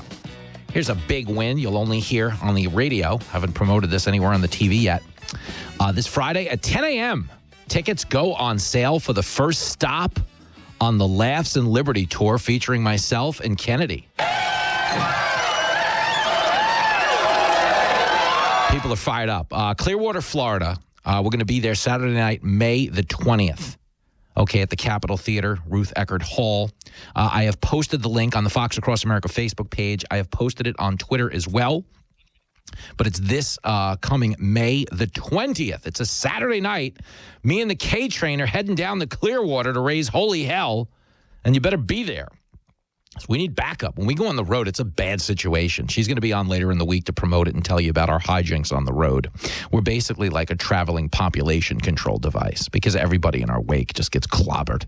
A lot of booze, a lot of bad karaoke, and a lot of food. Like there's, it's between the booze and the food. Fat, drunk, and stupid is no way to go through life, so. Well, it's exactly how we're going to go through Clearwater is fat, drunk, and stupid on the Laughs and Liberty Tour. She'll make you laugh.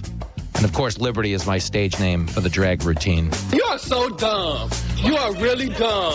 For real. I'd almost agree with that. But Nikki Haley, she's an out-and-out genius. She is running for president in 2024, and she will be here to discuss why you all need to get into Haleytown, USA after this.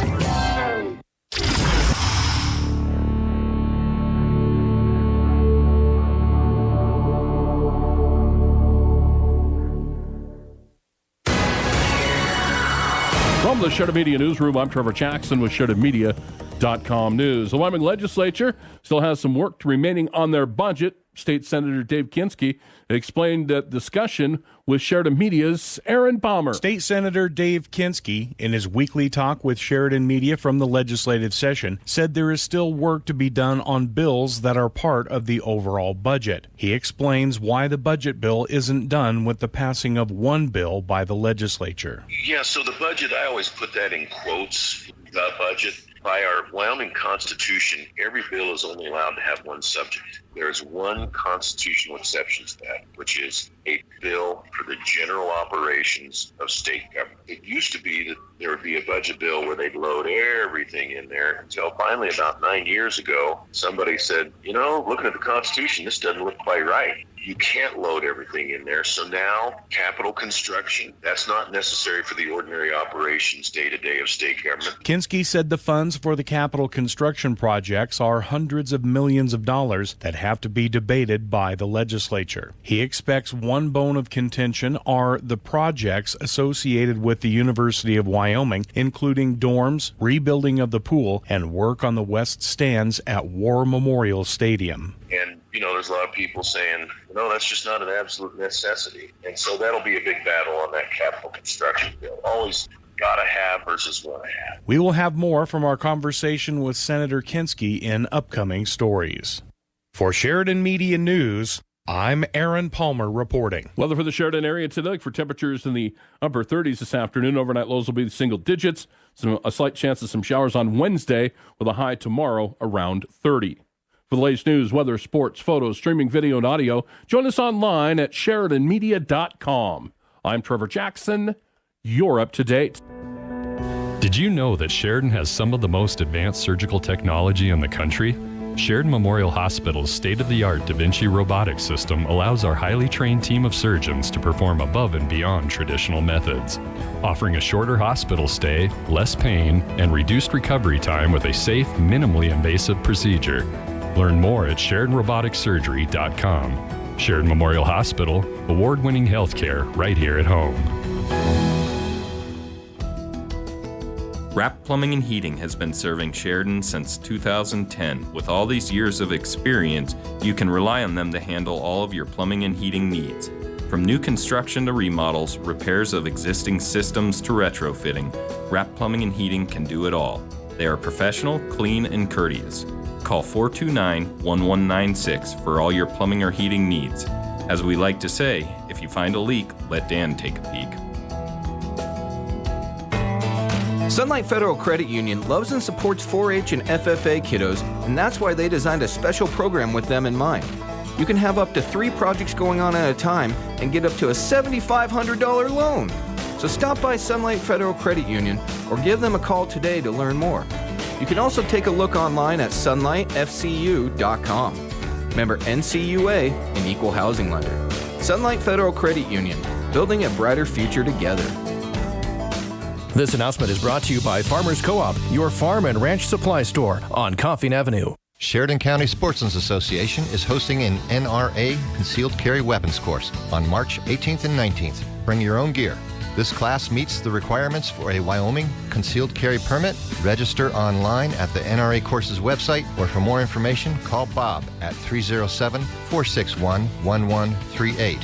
That's 307-461-1138. Here's a look at your SheridanMedia.com forecast. Overcast today with a chance of snow. Highs level off around 37. Northwest winds 8 to 15 miles per hour. Partly cloudy skies tonight. Chance for snow. Lows around 8 above. Chance of snow again tomorrow. Highs level off around 29. Mid-30s Thursday. Turning cooler Friday with highs in the low 30s and snow. A dusting of snow today. I'm meteorologist Paul Trombley.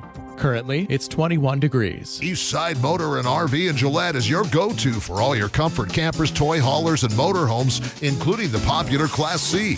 Eastside RV will fit you and your family in the perfect new or used unit that'll provide you adventure in comfort and safety. Visit the lot in Gillette, check out the units inside and out, or go online to WyomingRVWholesale.com and view the latest inventory. Eastside RV, top brands, quality used units, and service on site. Stop by today, Gillette, Wyoming. News Talk 930 and 103.9 FM.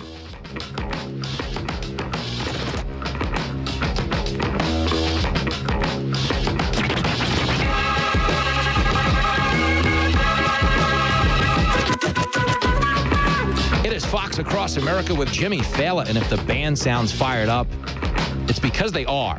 Okay, as you know, the 2024 race is now underway, and if it comes down to who's the most fun in a green room, I mean, I think everybody should just drop out at this point. We had the best time when we met a few weeks back in the green room for the Sean Hannity show, but now we're doing it in our studio. I'm talking about former South Carolina governor and UN ambassador and 2024 presidential candidate in the Republican Party, Nikki Haley, is here, and the crowd goes wild. Good to see you. Thanks, Jimmy. It's great to be here. This is quite the setup. I got to tell you, okay, it really does look like this is what my bedroom looked like in 1987. Now, I don't know if that puts you at ease or it makes you concerned that I'm in some type of weird state of arrested development. It's a little creepy. Yeah.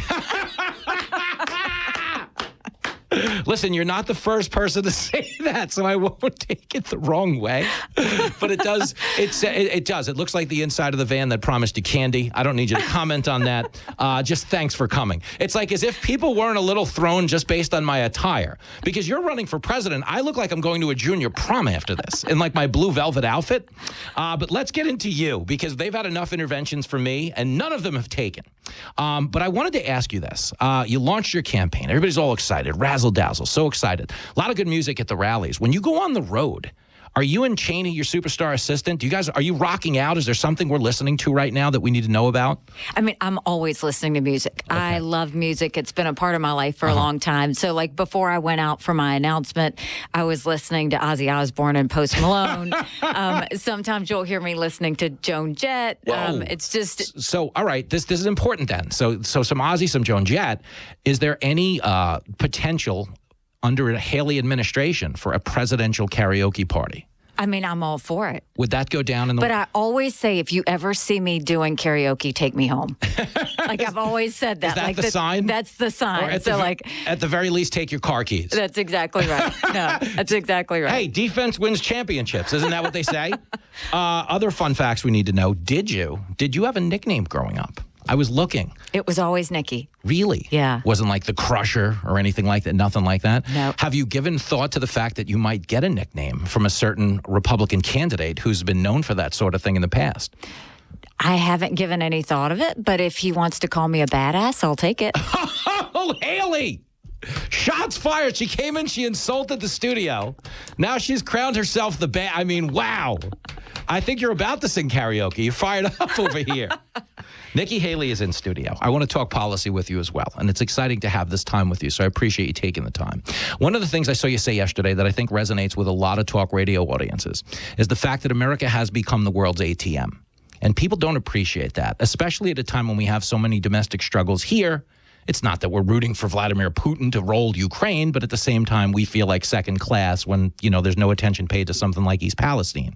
And then, of course, you've got this issue with foreign aid to China and maybe some of the countries you called out yesterday.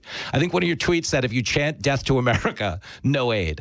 I think that's a reasonable policy. It's totally common sense. I mean, the idea that we gave $46 billion in foreign aid. I mean, that's a lot of money in itself.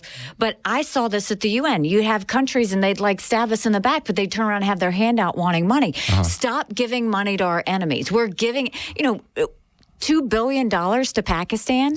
Trump stopped that, which was great. But now Biden's walking that back again. You look at Iraq. I mean, they're dealing with all the Iranian proxies that are saying death to America. Why would we do that? Zimbabwe, the least friendly American, African country that you've got.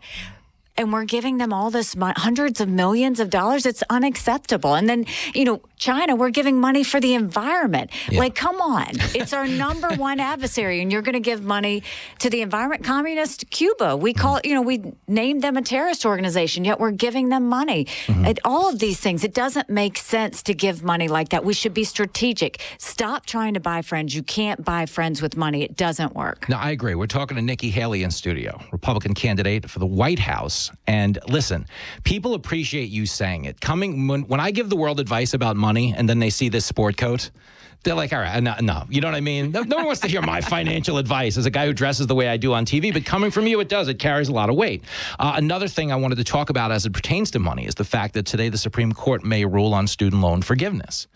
A lot of the people that have discussed this issue on my show feel like they're being asked unjustly to pay off the loans they didn't take out, which I think it's like getting a bill in the mail from Applebee's for food you didn't eat. Should Joe Biden at least send us some chicken fingers if we're going to pay student loan debt for other people? It's so wrong. My husband and I, it took us forever to finish paying off his student debt. Yeah. So now to think that we're going to go pay for someone else's, it's a terrible incentive. It sends the wrong message. And you can't do that. You can't take from one person and give to another. You can't do that. Yeah. And so, let's hope the Supreme Court comes down with the right thing, because I think it's terribly wrong. And most of that money is actually going to postgraduate loans. Yeah. And I just think that the American people see this for what it is. It's the wrong thing, and it's irresponsible. Yeah, I would agree with that. It drives me crazy because I feel like what's going on in this country right now is we're kind of undermining people's self-reliance. If your parents migrated to this country and ran a small business that became a larger business, you're kind of the embodiment of the American dream, which is something that's very heavily predicated on work ethic. And this idea that everybody is entitled, equal opportunity was never supposed to mean equal outcome. But I think we're eliminating a lot of the merit that's necessary to free us from this victimhood mindset and push us towards a victorhood mindset. Is that what you saw your campaign launch as? Or were you using your brown skin to launder white supremacy? Someone said that with a straight face. God bless them all, I'll tell you. I think at the end of the day, we have to remember that we're a country that prides itself on work ethic and responsibility. And we need to get back to being a strong and proud America again. Yeah. And you don't do that by giving away money or paying people to sit on the couch. You do that by getting people, the very best people have to give to contribute into society. No, and I would agree with that. And if we're going to do student loan forgiveness, why can't I get blackjack forgiveness? I'm telling you. I've had a lot of bad nights in the casino. You know what I'm saying? So I think it's worth getting into. There's another thing, though. When you are taking these attacks, because I've heard you speak to these attacks, and the fact that they feel very threatened by the idea of a conservative woman, is there not a part of you, though, that wonders how they could say it with it? Did it take rehearsal to say with a straight face? They've done it for years. I mean, this is, the liberals are very offended by the fact that a minority female would be a Republican. They just can't stand it. You saw that with Whoopi Goldberg. You see it with Don Lemon, all of that. And even when I was elected governor, I remember there was an African-American female Democrat, and she said, she's not a minority. She's just a conservative with a tan. I mean, they've done this forever. But they know I'm a threat because they know I pull from their base. They know I pull suburban women. They know I pull minorities, and they just can't take it. So, I'm used to it. It doesn't bother me. We turn lemonade from lemons, and literally did that with koozies by selling past my prime, hold my beer. I mean, That was really funny. We laughed at that one. Well, as I was saying, I hosted Gutfeld the other night. Don Lemon, because of his comments on you, he was off the air for 3 shows, but oddly enough was seen by the same amount of people had he remained on the air, because no one's watching. And their answer was to give him sensitivity training. Yeah, good luck with that. Good luck with that. We're talking to Nikki Haley, presidential badass. Her words, not mine. But who knows where this is going to head. I'm excited. Another thing I wanted to throw at you, because this is a question that's been raised a lot. Okay, in the past, you had said you wouldn't run against President Trump. Obviously, something has changed that prompted you to run against him. What was it? A lot. I mean, you look, we didn't have, at the time I said that, we didn't have the fall of Afghanistan. We didn't have our economy the way it is. We hadn't lost the midterms. And I think that what people are saying is they want to know that there's more options besides just Trump and Biden. And they want to see us go in a new direction. And I don't think you have to be 80 years old to be in D.C. You see, I think that's fair. And they tried to pawn that off as like, not when I say they, I say very few of Biden's defenders at this point tried to pawn it off as like ageism. Bernie Sanders said that because, Bernie probably harbors some outside suspicion that if he gets tired of getting rich off, screaming about the evils of capitalism, he might give this another go. But I think the American people agree with you. I mean, I'm saying we should have term limits in Washington, and we should have mental competency tests for people over the age of 75. I mean, in the military, people age out. In law enforcement, people age out. Why is D.C. so set on having that power? And Bernie Sanders is a perfect example of why both of those things are important, term limits and mental competency tests. Well, you got to admire the Bernie racket, though. Like, he's charging people $95 to get into a lecture about the evils of capitalism. Like, I mean, what a hustle. I mean, on some level, I respect it. I don't agree with him in principle, but I almost respect the fact that there's money to be made. And you have to take it seriously. They literally are trying to creep us into socialism. Yeah. And we know capitalism has lifted up more people in the history of the world than anything. But, I mean, you look at the squad, you look at Bernie Sanders, but even you look at some of our Republicans, they're starting to slide into socialism. We can't let that happen. Economic freedom matters. And every American should always have economic freedom in their lives. Yeah, I would agree with that. We're talking to Nikki Haley. She is in studio. She is running for the Republican nomination for the President of the United States.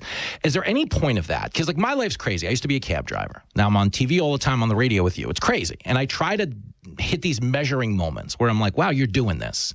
When you're actually walking out onto a stage to say, like, hey, I'm going to be the next president. Like, is there anything going through your head, or is there nothing going through your head? That's why you do something so audacious. No, I think the Ozzy Osbourne song was going through my head, to be honest.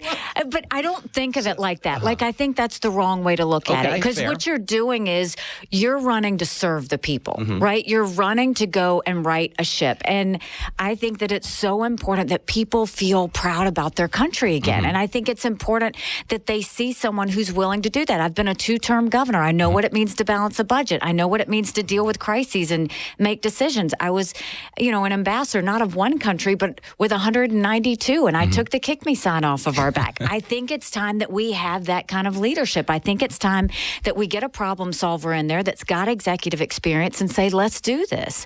And so, no, there was nothing thinking about it except for, I'm ready. Let's do it. Let's get America back on track. And I'm going to be that person that does it. No, I love it. So you were listening to Ozzy. You bit a bat's head off, and you walked out onto the stage. You can confirm that for the listeners. Not the bat, but everything else. Well, listen, they would have accused you of starting the COVID pandemic. That's exactly right. Which we are now told, which I think everyone believed to be true 2 years ago, that it originated in a lab.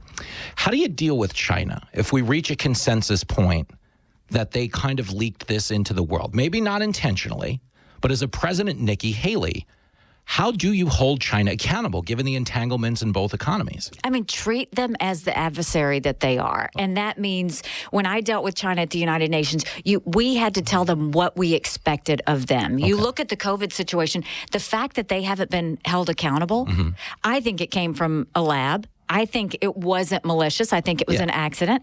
But think about what they did. What they did was they closed off their borders so no one could come in, but they opened their borders and let everybody out. They didn't want to be the only country embarrassed. And then they turned around and released this to the world. I think that is a major problem. And let's not talk about, I mean, the fact that American children looked up to the sky and saw a Chinese spy balloon looking back at them. This is a country that for too long, Republicans and Democrats thought if we were nice to them, they'd want to be like us. They don't want to be like us. No. They see the West as the great sinners. We have to start treating them the way they deserve to be treated. And that is start focusing on intellectual property. Let's hold them accountable when they steal it. Let's hold them accountable for COVID and how they handled the World Health Organization, our universities. Tell them you either take Chinese money or you take American money. You don't get both. Start doing things like that, and let's build up our military. There's nothing China fears more than a strong American military. And you know what we're doing instead? Making our military take gender pronoun classes. Yeah, it's unthinkable. It's really weird, but when you think of an iconic film like Saving Private Ryan, where they storm the beach at Normandy, in the modern version of that, they would be reordering the boats. We don't have enough representation in this boat. We need enough of these people raising the... But the point of war, like you said, is, a fierce fighting force that can give us peace through strength. Like a military we don't even have to use because nobody wants to mess with them. I'm a military wife. My husband deployed to Afghanistan. He's a combat veteran. They need to focus on staying safe themselves and defending our freedoms and saving us from enemies. They don't need to think about whether they're hurting someone's feelings or not. Yeah, it's weird. We don't want army tanks with a "Hate has no home here" bumper sticker on the back. I mean, what's happened to us? And so we've got to just snap out of it and get things back on track. You're kind of bringing me full circle now to your badass declaration. The world actually does need a little bit of a badass right now. Absolutely. Because a strong America is what actually ensures some type of stability on this planet. And I think that's one of the biggest challenges, is I think we've emboldened a lot of what's going on. Like, I think Afghanistan was a precursor to Taiwan, maybe even a spy balloon, dare I say Ukraine. Do you feel like with all the aid we're sending to Ukraine, we should at least be establishing some type of an off-ramp or, maybe an outline of what would constitute victory? Well, I think what's important is we don't need to give foreign aid to our enemies, and I would stop all of that as president, but you need to have the backs of your friends like Ukraine and Israel. I don't think we should give them blank checks. We should never send money. I do think we should give them the equipment and ammunition they need to win, along with other countries.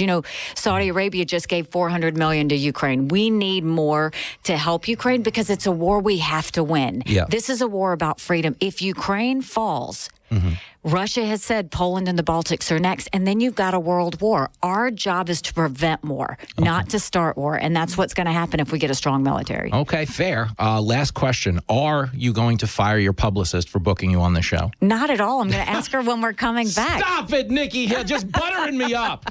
This is what she does. She walked into the studio, annihilated the toy collection, had a lot of issues with the jacket. She's like, are you going to wear that for the interview? I'm kidding. But you got her on the air. You were $1 million. I kick with a smile. That's what I do. That's what she does. Well, thank you for this. This has been fun. We'll do it again soon. And Cheney, if you need help landing a gig on LinkedIn, just let me know. I'll get you some work. Go to NikkiHaley.com. Join our movement. You better. Back after this. That was the show that's not afraid to hit the road. The stars at night are big and bright. This is Fox Across America with Jimmy Fallon.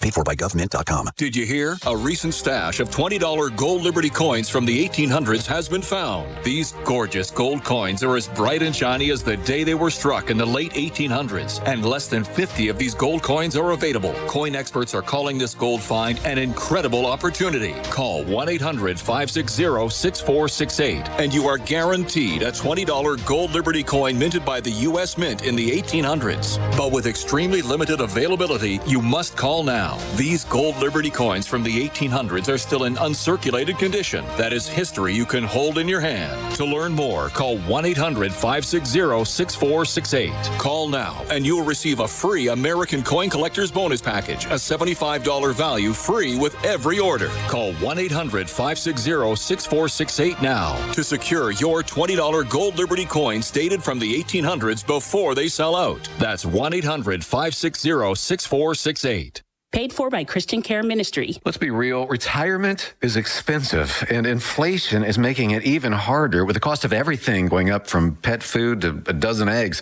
Wouldn't it be great if the cost of your health care could go down? Well, Medishare 65 Plus is $99 a month for ages 65 to 74. And for many with Medicare Parts A and B, looking at other options, that's 50% or more saved per month. No gimmicks. It's $99 a month, and you can use any Medicare-approved doctor or facility, and you get 24/7 access to telehealth from the convenience of your home. Better yet, Medishare is a Christian nonprofit organization. It's a community that'll pray for you and encourage you.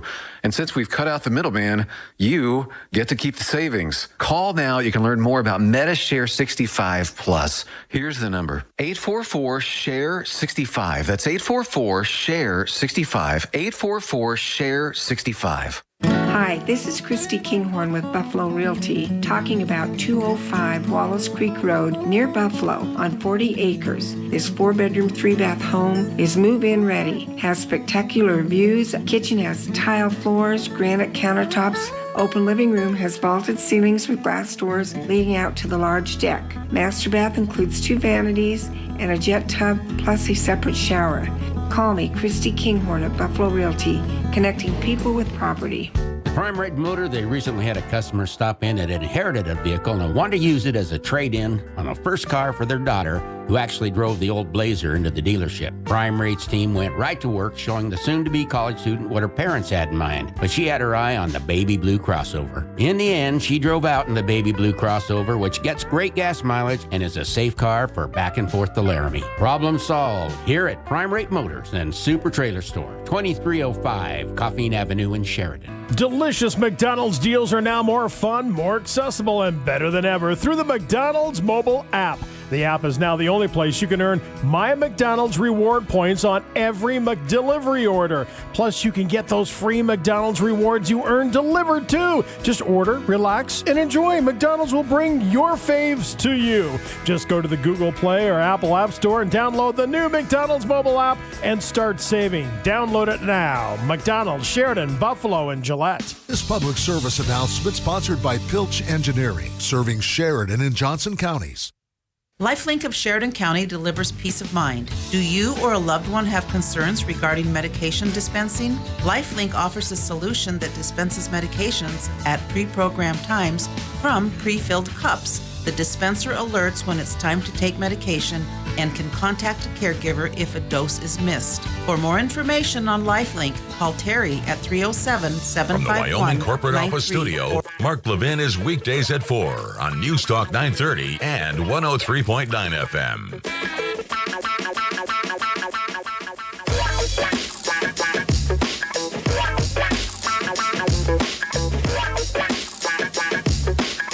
There it is. Fox Across America with your radio buddy, Jimmy Fallon. How about that Nikki Haley stopping by?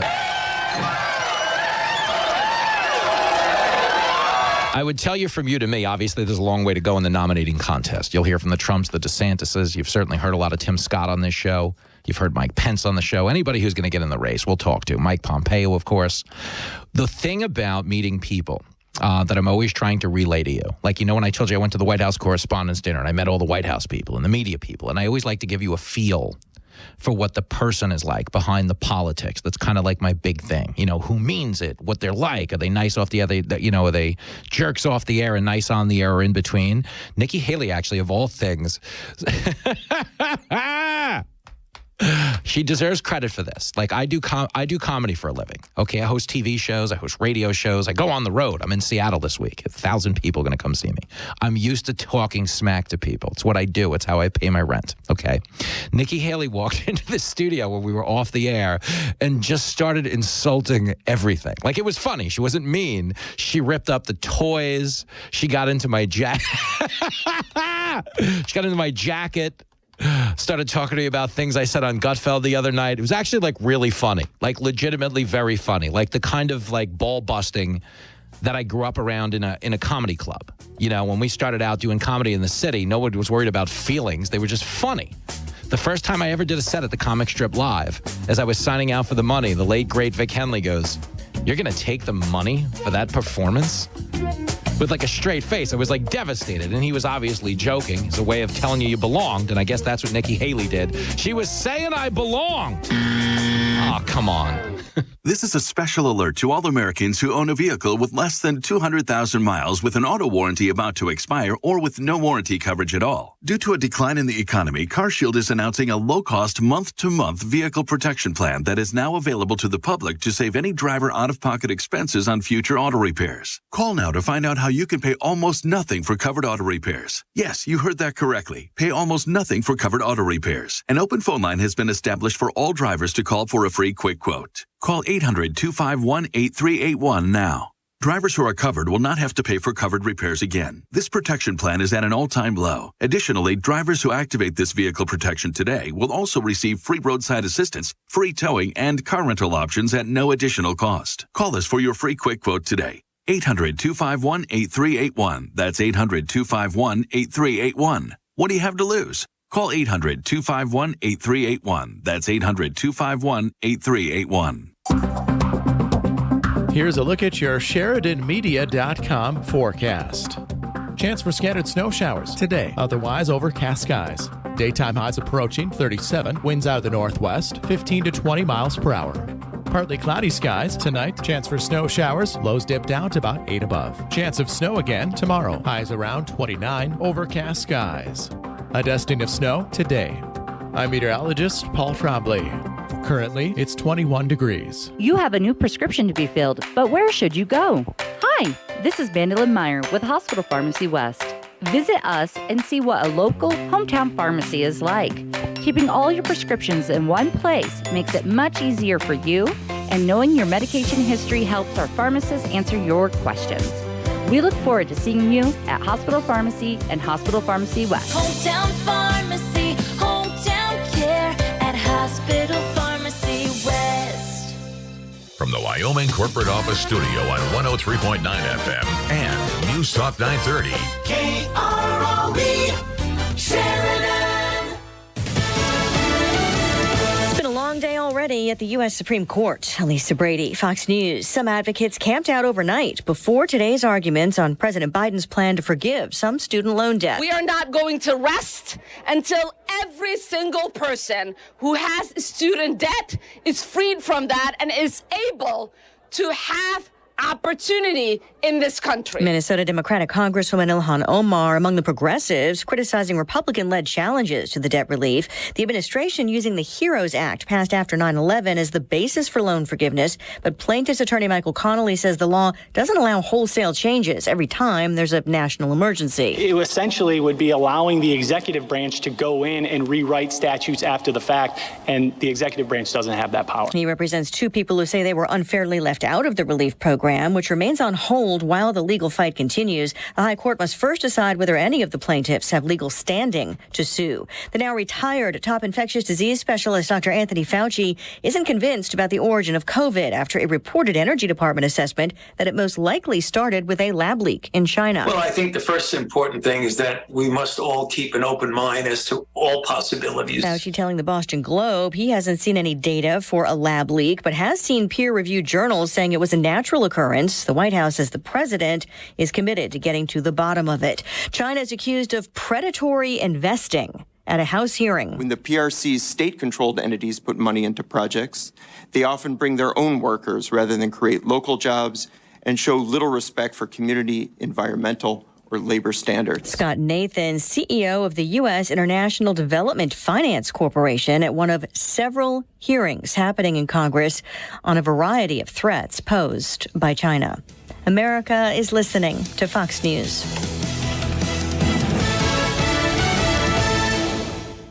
The Tunnel to Towers 9/11 Institute gives educators access to nonfiction 9/11 resources for K-12, first-person curriculum units with video accounts, the Discovering Heroes book series for kids, a speakers bureau with access to 9/11 first responders, survivors, and loved ones, a high-tech tractor-trailer that transforms into an interactive museum with 9/11 artifacts, Russell F. Siller Memorial Scholarships for exemplary high school students of program recipients who are preparing for college. Never forget, donate $11 a month to Tunnel to Towers at t2t.org. Do you find yourself stuck in a timeshare? Get the real facts about the timeshare industry and your options for cancellation. Chuck McDowell, founder of Wesley Financial Group, beat the largest timeshare company in federal court and has put together a free information guide that reveals the secrets the timeshare industry doesn't want you to know, including the 5 ways to get rid of your timeshare. Call now and get this timeshare cancellation guide absolutely free. Call 800-838-1441. That's 800-838-1441.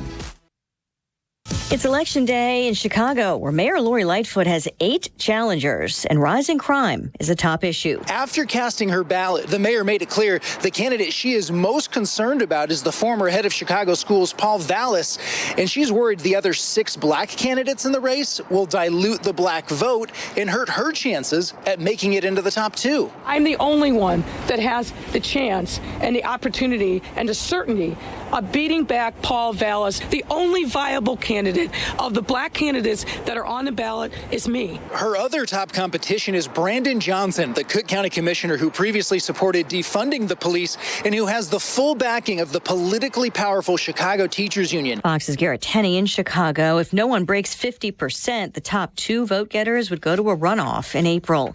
A shakeup at a nuclear bomber missile base in North Dakota. 2 commanders and 4 of their subordinates are being let go by the U.S. Air Force Base in Minot. Commander of the 8th Air Force, Major General Andrew J. Gabara, refusing to offer specifics, saying the changes were necessary to maintain the very high standards we demand of those units entrusted with supporting our nation's nuclear mission. Colonel Gregory Mayer, who ran the 5th Mission Support Group, and Major John Welch, the 5th Logistics Readiness Squadron Commander, both losing their jobs due to a loss in confidence in their ability to lead, reads a statement from the Air Force Global Strike Command. Fox's CJ Papa, the Air Force not confirming whether the other 4 airmen were fired over the same incident. There's a standoff near a motel in Charlottesville, Virginia, as police negotiate with someone who's fired several shots in the area. There's no word on any possible injuries. There are reports that area schools are sheltering in place. Stocks are mixed. Right now, the Dow's down 90 points. I'm Lisa Brady, Fox News. At Carpet Design, their showroom showcases the latest in carpeting, luxury vinyl, tile, laminate, as well as all types of hardwood flooring. You'll see what's new in color, texture, and technology. If your flooring is showing its age or you just are ready to make a change, come see what's new and exciting at Carpet Design. Every Saturday from 10 to 3, take 20% off on flooring in the warehouse. Large selection, too. Free estimates, 643 Riverside Street, Carpet Design. The following message is presented by the Home Loan Center of First Federal Bank and Trust on Coffeen Avenue. Hi everyone, this is Kyle Mediate with Sheridan County 4-H. You and your family are invited to our annual 4-H Carnival fundraiser on Saturday, March 11th from 4 p.m. to 7 p.m. at the Sheridan County Fairgrounds Exhibit Hall. This family-friendly event will feature games, door prizes, and yummy food. Saturday, March 11th from 4 p.m. to 7 p.m. at the Sheridan County Fairgrounds Exhibit Hall. We hope to see you there. News Talk 930 and 103.9 FM.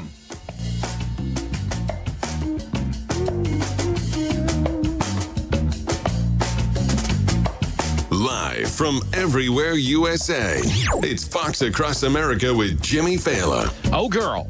Here we go. Coming to you live from the greatest country in the world. We are fired up for a big hour of Fox Across America. We're going to talk crime and punishment with Jason Rantz, who, of course, is on the East Coast right now. He is based in Seattle. You see him all over the country. He's on Tucker Carlson every week, frequently discussing Joe Biden's dereliction of duty when it comes to protecting the American people. Joe Biden deserves to be driven from office and disgraced. But he's with us in this hour to talk about the fact that Chicago Mayor Lori Lightfoot is on the ballot today and could ultimately wind up being voted out of office. In a best case scenario, she could stay alive and make it to a runoff. But what we're watching is the end result of a lot of Democratic politicians who hated the cops in the summer of 2020 are starting to get the bill in the form of their own political defeat. Okay, and let's hope we're there for Chicago to vote Lori Lightfoot out of office, because it would be addition by subtraction. What's gone on the Democratic side of the aisle, where they waged a rhetorical war on cops, in some instances cutting their municipal police budgets by more than $500 million, as they did here in New York, it created an environment where we had more empathy for the criminal than we did for the cop that was actually trying to protect us. Look, if you hate cops just because they're cops, the next time you get in trouble, call a crackhead.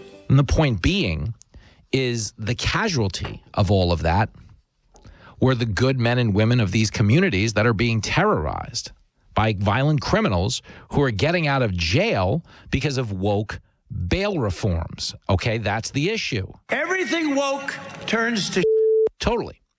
Okay, so if there is a reckoning, in fact, today for Lori Lightfoot, it would be a big win for all of us. Because the one thing I would tell you really quick, and I've got to pivot. Okay, it is really quick. Don't ever forget I told you this.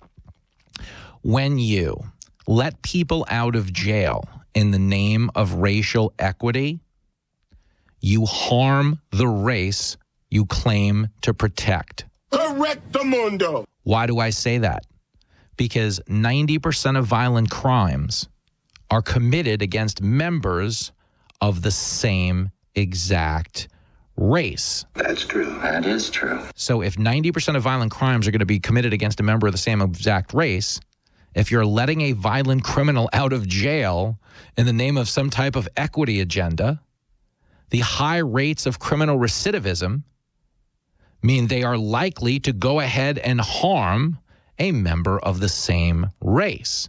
Ergo, what you're doing is you're protecting the violent criminal at the expense of the peaceful, law-abiding citizen. He's a lousy dad, but he's right. It's a real heavy theme on my mind right now. If you've been listening to the show lately, I'm always yelling at Lincoln about fentanyl and drugs.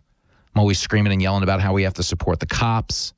And the biggest casualty of the last few years in this country is the truth. We have to support the truth. Okay, the reason Nikki Haley was on in the last hour, we were talking a little bit about aid to China and the COVID lab leak, which we now know to be a COVID lab leak. Okay, the FBI has confirmed it. The Department of Energy has confirmed it. Why is the Department of Energy confirming it? Because they oversee and power the labs that are conducting this type of research around the world. I draw that distinction because in the Democratic rush yesterday in the media to beat back the acceptance that COVID leaked from a lab, something they had lectured us up and down was not possible. Okay, they tried to cartoon the fact that the Department of Energy was the one investigating it. What does the Department of Energy have to do with COVID? And that's what the Democrats did. They tried to smokescreen away from the obvious truth. Democrats are so full of crap. Okay, none more so than the late night comedians that are failing this country. I say this all the time. Okay, if I don't have a late night show. I filled in for Gutfeld. It was great. It was a lot of fun. But if I ever get my hands on a show like that, it's going to go exactly the way the radio show goes. That's the spoiler alert. You're trying to create a forum where people don't have to agree with it to engage with it. You can hang out. You can listen to it. You can laugh at it. You can provide a community with a sense of common culture. One of the last things left in this society that is common culture is our show. We have a lot of liberal listeners. And it's not because I'm like a rhino or, I don't care. No, the truth is I'm unapologetically conservative. I'd fight any idea battle against any pundit anywhere because my ideas will win. I'm not out there waging character assassinations like you're a racist or you're, anything in between. I'm trying to engage in the idea battle. But as a comedian, as someone who hosts a radio show, the most important thing I can do is give the world a place where they can all agree to disagree. The whole point of America was not everybody has to see it the same way. The whole point of America was e pluribus unum, which meant out of many, We are one. We don't agree on most everything. But when push comes to shove, we are the team nobody wants to play. We don't do that anymore because a lot of our common culture has been stripped away from us. Okay? The places where we used to go to put our political differences aside aren't really looked upon the same way anymore. Like a good example would be sports. Okay, everybody likes to watch a ball game, whether you're a Republican or a Democrat. At the end of the day, we can go watch sports and just forget about politics for a while. Are sports letting anyone forget about politics? The answer would be no. Oh my God, no. Anything you do.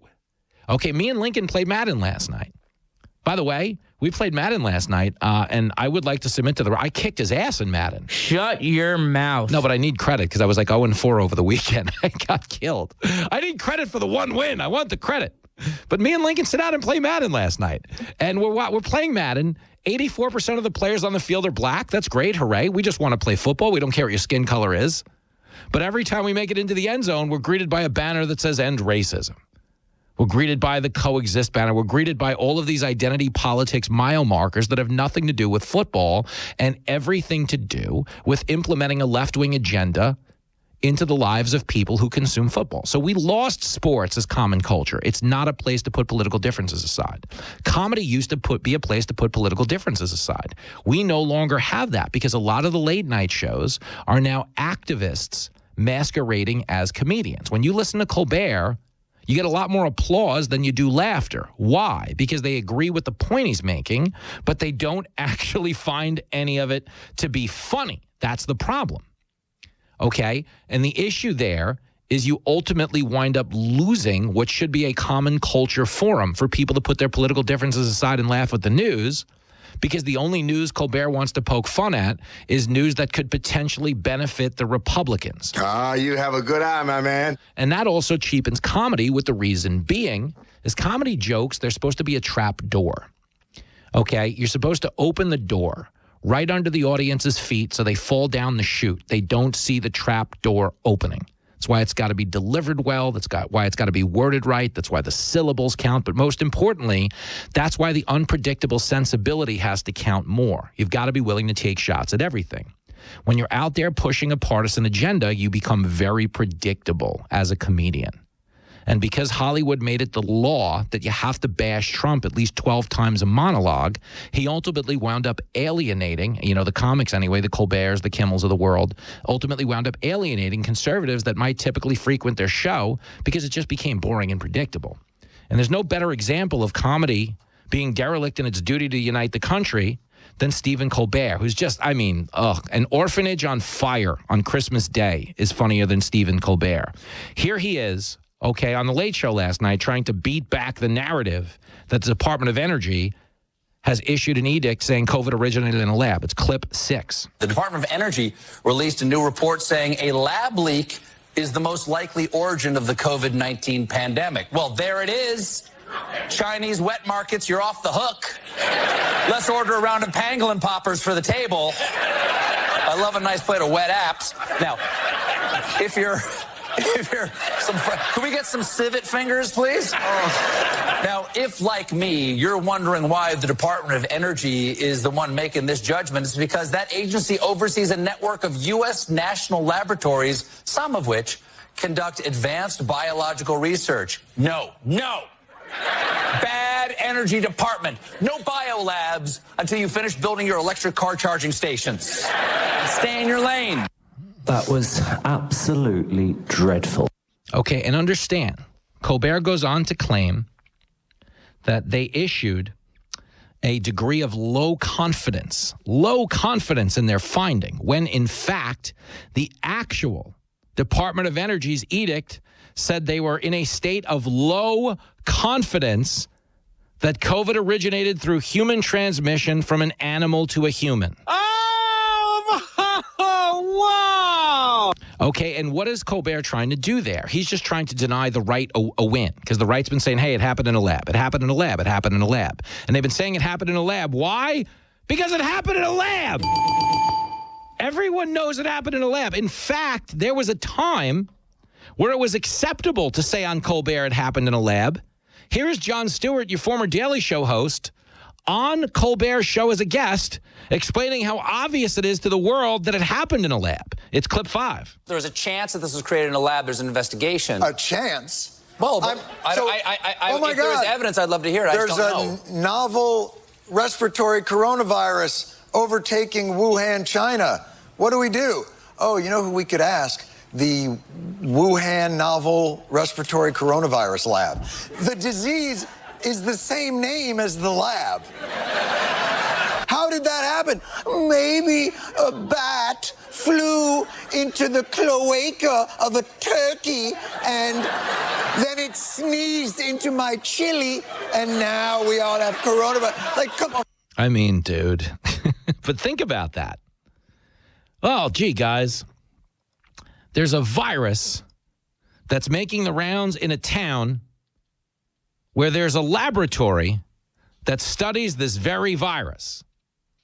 But trust me, it didn't come from that laboratory. Sell crazy someplace else. We're all stocked up here. Now, in this moment where you've got the Department of Energy joining the FBI, citing a classified intelligence report recently provided to the White House and key members of Congress for the reason for its conclusion that COVID likely spread due to a mishap at a Chinese laboratory. We have literally no evidence whatsoever that links this to an animal interaction with a human. The only thing we have is Fauci and everybody, and maybe Bill Gates. I can give you Bill Gates. Here it is, clip 8. It's quite clear in this case that it came across through animals. And almost all our diseases, like HIV, crossed over from chimpanzees in Africa quite some time ago. Ebola came from bats. This also, with one step in between, came from bats. So it's going to keep happening.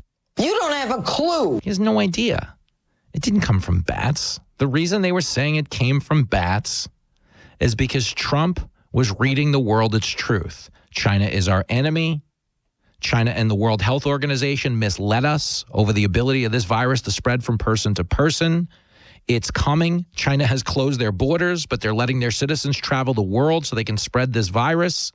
We're going to ban all flights from China, at which point the Democrats started yelling he was a racist. This was xenophobia. It didn't originate from a lab. There's going to be a spike in hate crime. It's a conspiracy theory. Here's Jimmy Kimmel, another late-night dirtbag, clip 9. It's also pushing U.S. intelligence to find evidence for this theory that the virus was accidentally released from a lab in Wuhan. That's his new angle to feed the wingnuts, to treat this virus like it was a conspiracy of some kind. You ought to be ashamed of yourself. Yeah, you know what the problem with being a conspiracy theory is in 2023? It's that you're right every single time. He knows what he's talking about. It was the conspiracy theorists that said Hunter Biden's laptop contained emails that linked his father to his shady overseas business dealings. That's what the conspiracy theorists said, right?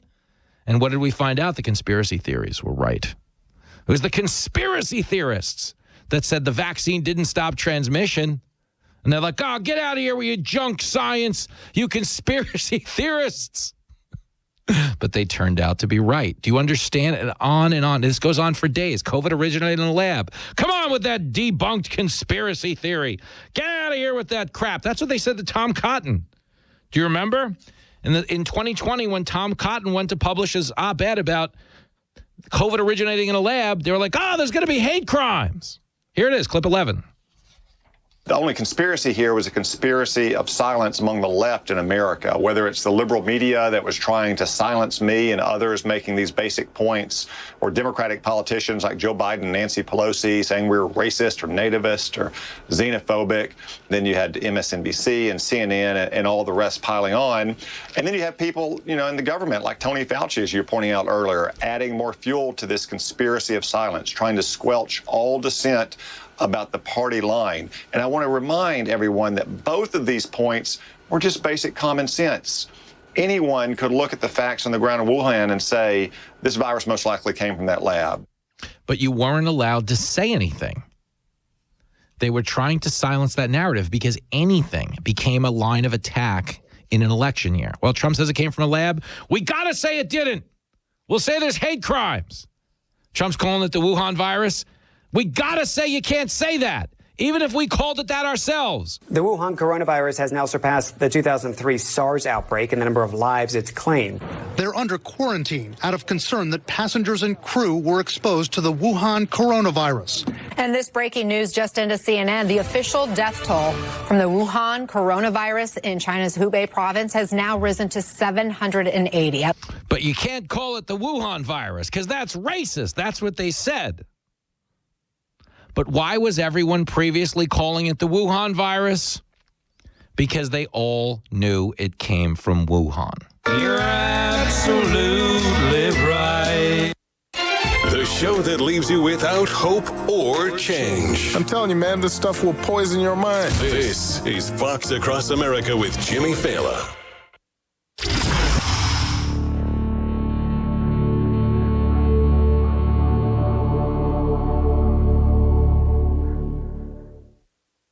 Prescription products require an online consultation with a healthcare provider who will determine if a prescription is appropriate. Restrictions apply. See website for full details and important safety information. Subscription required. Hey guys, did you know there's a generic form of Viagra that works just the same but is 90% cheaper? And you can get it online? Just go to 4hims.com/joy. At Hims, you'll get a free medical consultation, discreet shipping if prescribed, a 100% online process, and trusted generic alternatives to the biggest brands at 90% off. That's right, get generic for Viagra, the same active ingredient as brand name Viagra, but 90% cheaper. It's the same medication you get from your doctor, but with zero copay, no expensive appointments, and no awkward face-to-face conversations. To start your free online visit, you need to go to this exclusive address, 4hims.com/joy. That's 4hims.com/joy for your free online visit.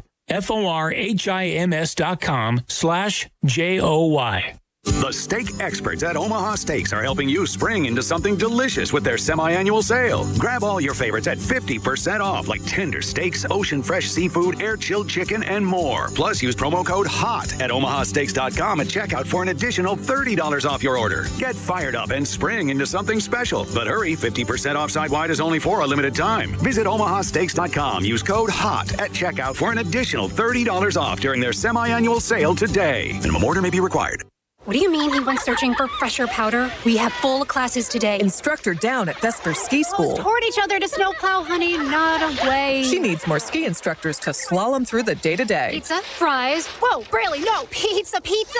Indeed can help her hire great people fast. I need Indeed. Indeed you do. We instantly connect you with quality candidates whose resumes on Indeed match your job description. Visit Indeed.com/credit and get $75 towards your first sponsored job. Terms and conditions apply. Do you ever get the feeling that the world is being held together with duct tape? Every day we're thrown some new meaningless drama in the fake news to distract us from the reality we're all about to face. Between the government trying to print their way out of debt, military conflicts, the disintegration of our most trusted institutions, and a looming food shortage, preparedness is no longer a choice. It's a necessity. You can trust My Patriot Supply. Our emergency food kits come packed with tasty meals, averaging over 2,000 calories per day. Get at least one kit for each person in your family. Self-reliance is the only alternative to government food lines. Time is running out. Become ungovernable. Go to MyPatriotSupply.com and save on dozens of different emergency food kits while you can. These kits are in stock, ship fast, and arrive in unmarked boxes for your privacy. Go to MyPatriotSupply.com before the next crisis strikes. MyPatriotSupply.com. Tax season isn't fun for a lot of reasons, including that you put a ton of your sensitive information all in one place.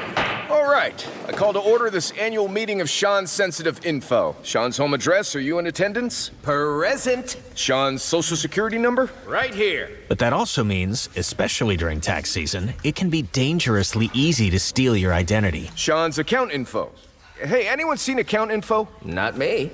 Hello? Account info? Or Sean's login? Oh no, they've been stolen. LifeLock by Norton makes it easy to help protect yourself by monitoring your info and alerting you to potential identity threats. If you become a victim, a dedicated US-based restoration specialist will work to fix it during tax season and beyond. No one can prevent all identity theft or monitor all transactions, but everyone can save up to 25% off their first year at LifeLock.com with promo code NEWS. That's promo code NEWS for 25% off. LifeLock. Identity theft protection starts here. Have you heard the term date the rate and marry the house? Hi, this is Jill Bates with the Best Team. Although interest rates are higher, opportunities for buyers are even better. So if you find that perfect home, buy now and refinance later. To help you find that perfect home, contact the Best Team at 675-BEST, that's 675-BEST, or go online at bestwy.net. Make it a great day. Proudly brokered by EXP. Delicious McDonald's deals are now more fun, more accessible, and better than ever through the McDonald's mobile app. The app is now the only place you can earn My McDonald's reward points on every McDelivery order. Plus, you can get those free McDonald's rewards you earn delivered too. Just order, relax, and enjoy. McDonald's will bring your faves to you. Just go to the Google Play or Apple App Store and download the new McDonald's mobile app and start saving. Download it now. McDonald's, Sheridan, Buffalo, and Gillette. Wyoming Corporate Office Studio, News Talk 930, now on 103.9 FM.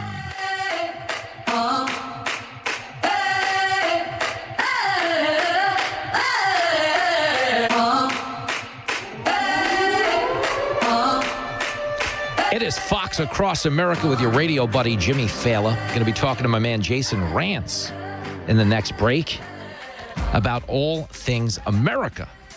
Country's a mess right now. Yesterday, after we get the report in the Wall Street Journal that COVID originated in a Wuhan lab, we get John Kirby saying nothing to see here. We're still not sure. It's clip 2. Well, let's not get ahead of where we are in the process right now. There is not a consensus on what caused COVID to start. The president wants to understand that so we can prevent better future pandemics. He's made that a priority, and we don't have an answer to speak to. And so given that we don't have a consensus, it would be foolish for me to get out ahead of speculation on hypothetical situations to come. We just aren't there yet. What in the wide, wide world of sports is going on here? They don't want to piss off China. They don't want to flat out say, okay, as these reports coming out, the FBI report, the Department of Energy report, okay, they're coming out through newspapers like the Wall Street Journal that have a copy of the report. They're not coming out in the way of a formal declaration. The FBI is not having a press conference. The Department of Energy is not having a press conference and going, China, like the end of a Scooby-Doo episode, I knew it was you kids all along. They're not doing that because this administration doesn't want to outright accuse China the way Trump did. Okay, China knows this administration is weak. They are concerned with the political consequences. And they are so consumed with their green energy agenda, most of which is produced and manufactured over in China, the biggest polluter in the world, by the way, that this administration doesn't formally want to hold China accountable for anything it's doing wrong. Their big move is going to be, we won't let any government phones use TikTok. Hooray. TikTok is awful. It's Chinese spyware. It's spying on your kids. It's manipulating them to hate America. But it's not the reason we have COVID. It's not the reason we're selling out our manufacturing base to some stupid clean energy agenda, all of which benefits our biggest geopolitical foe, which is China. This is stupid stuff, man.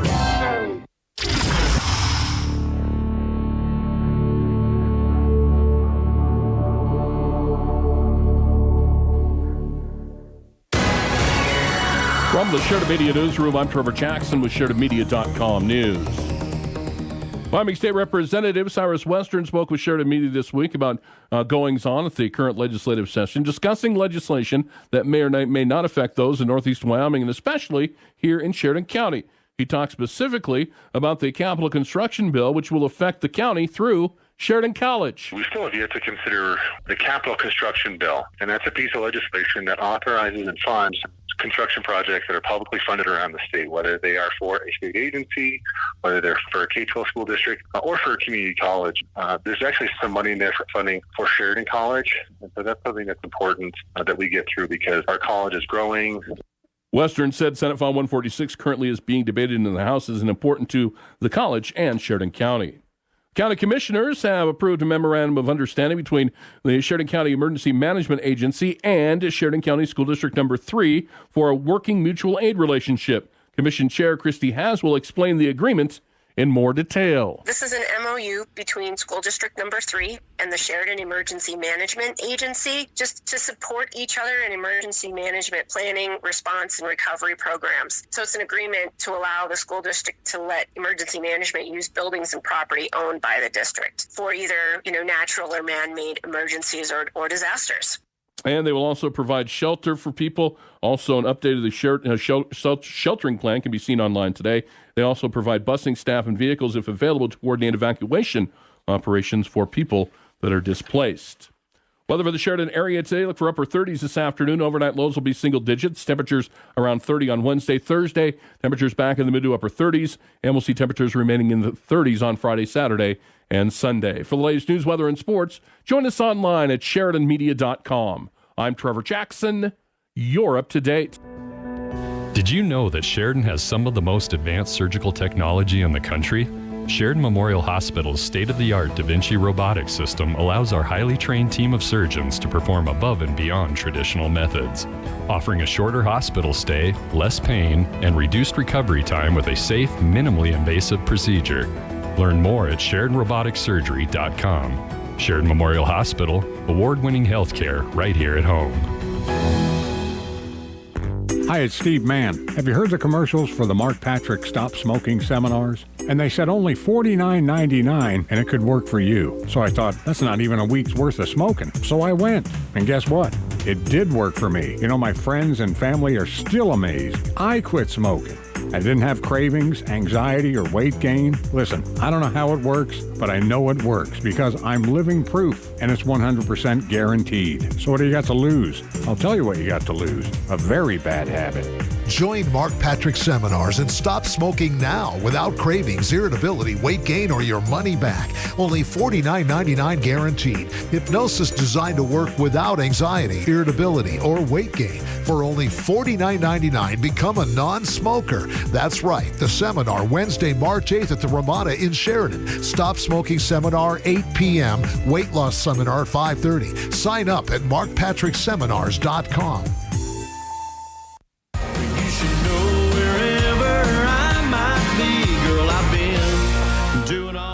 Hey y'all, it's Eli Mosley. The band and I are headed your way to play at the YO Theater Friday, March 3rd at 7 o'clock.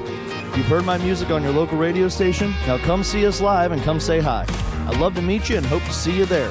Once again, that's at the YO Theater in Sheridan, Wyoming at 7 o'clock on Friday, March 3rd. See ya.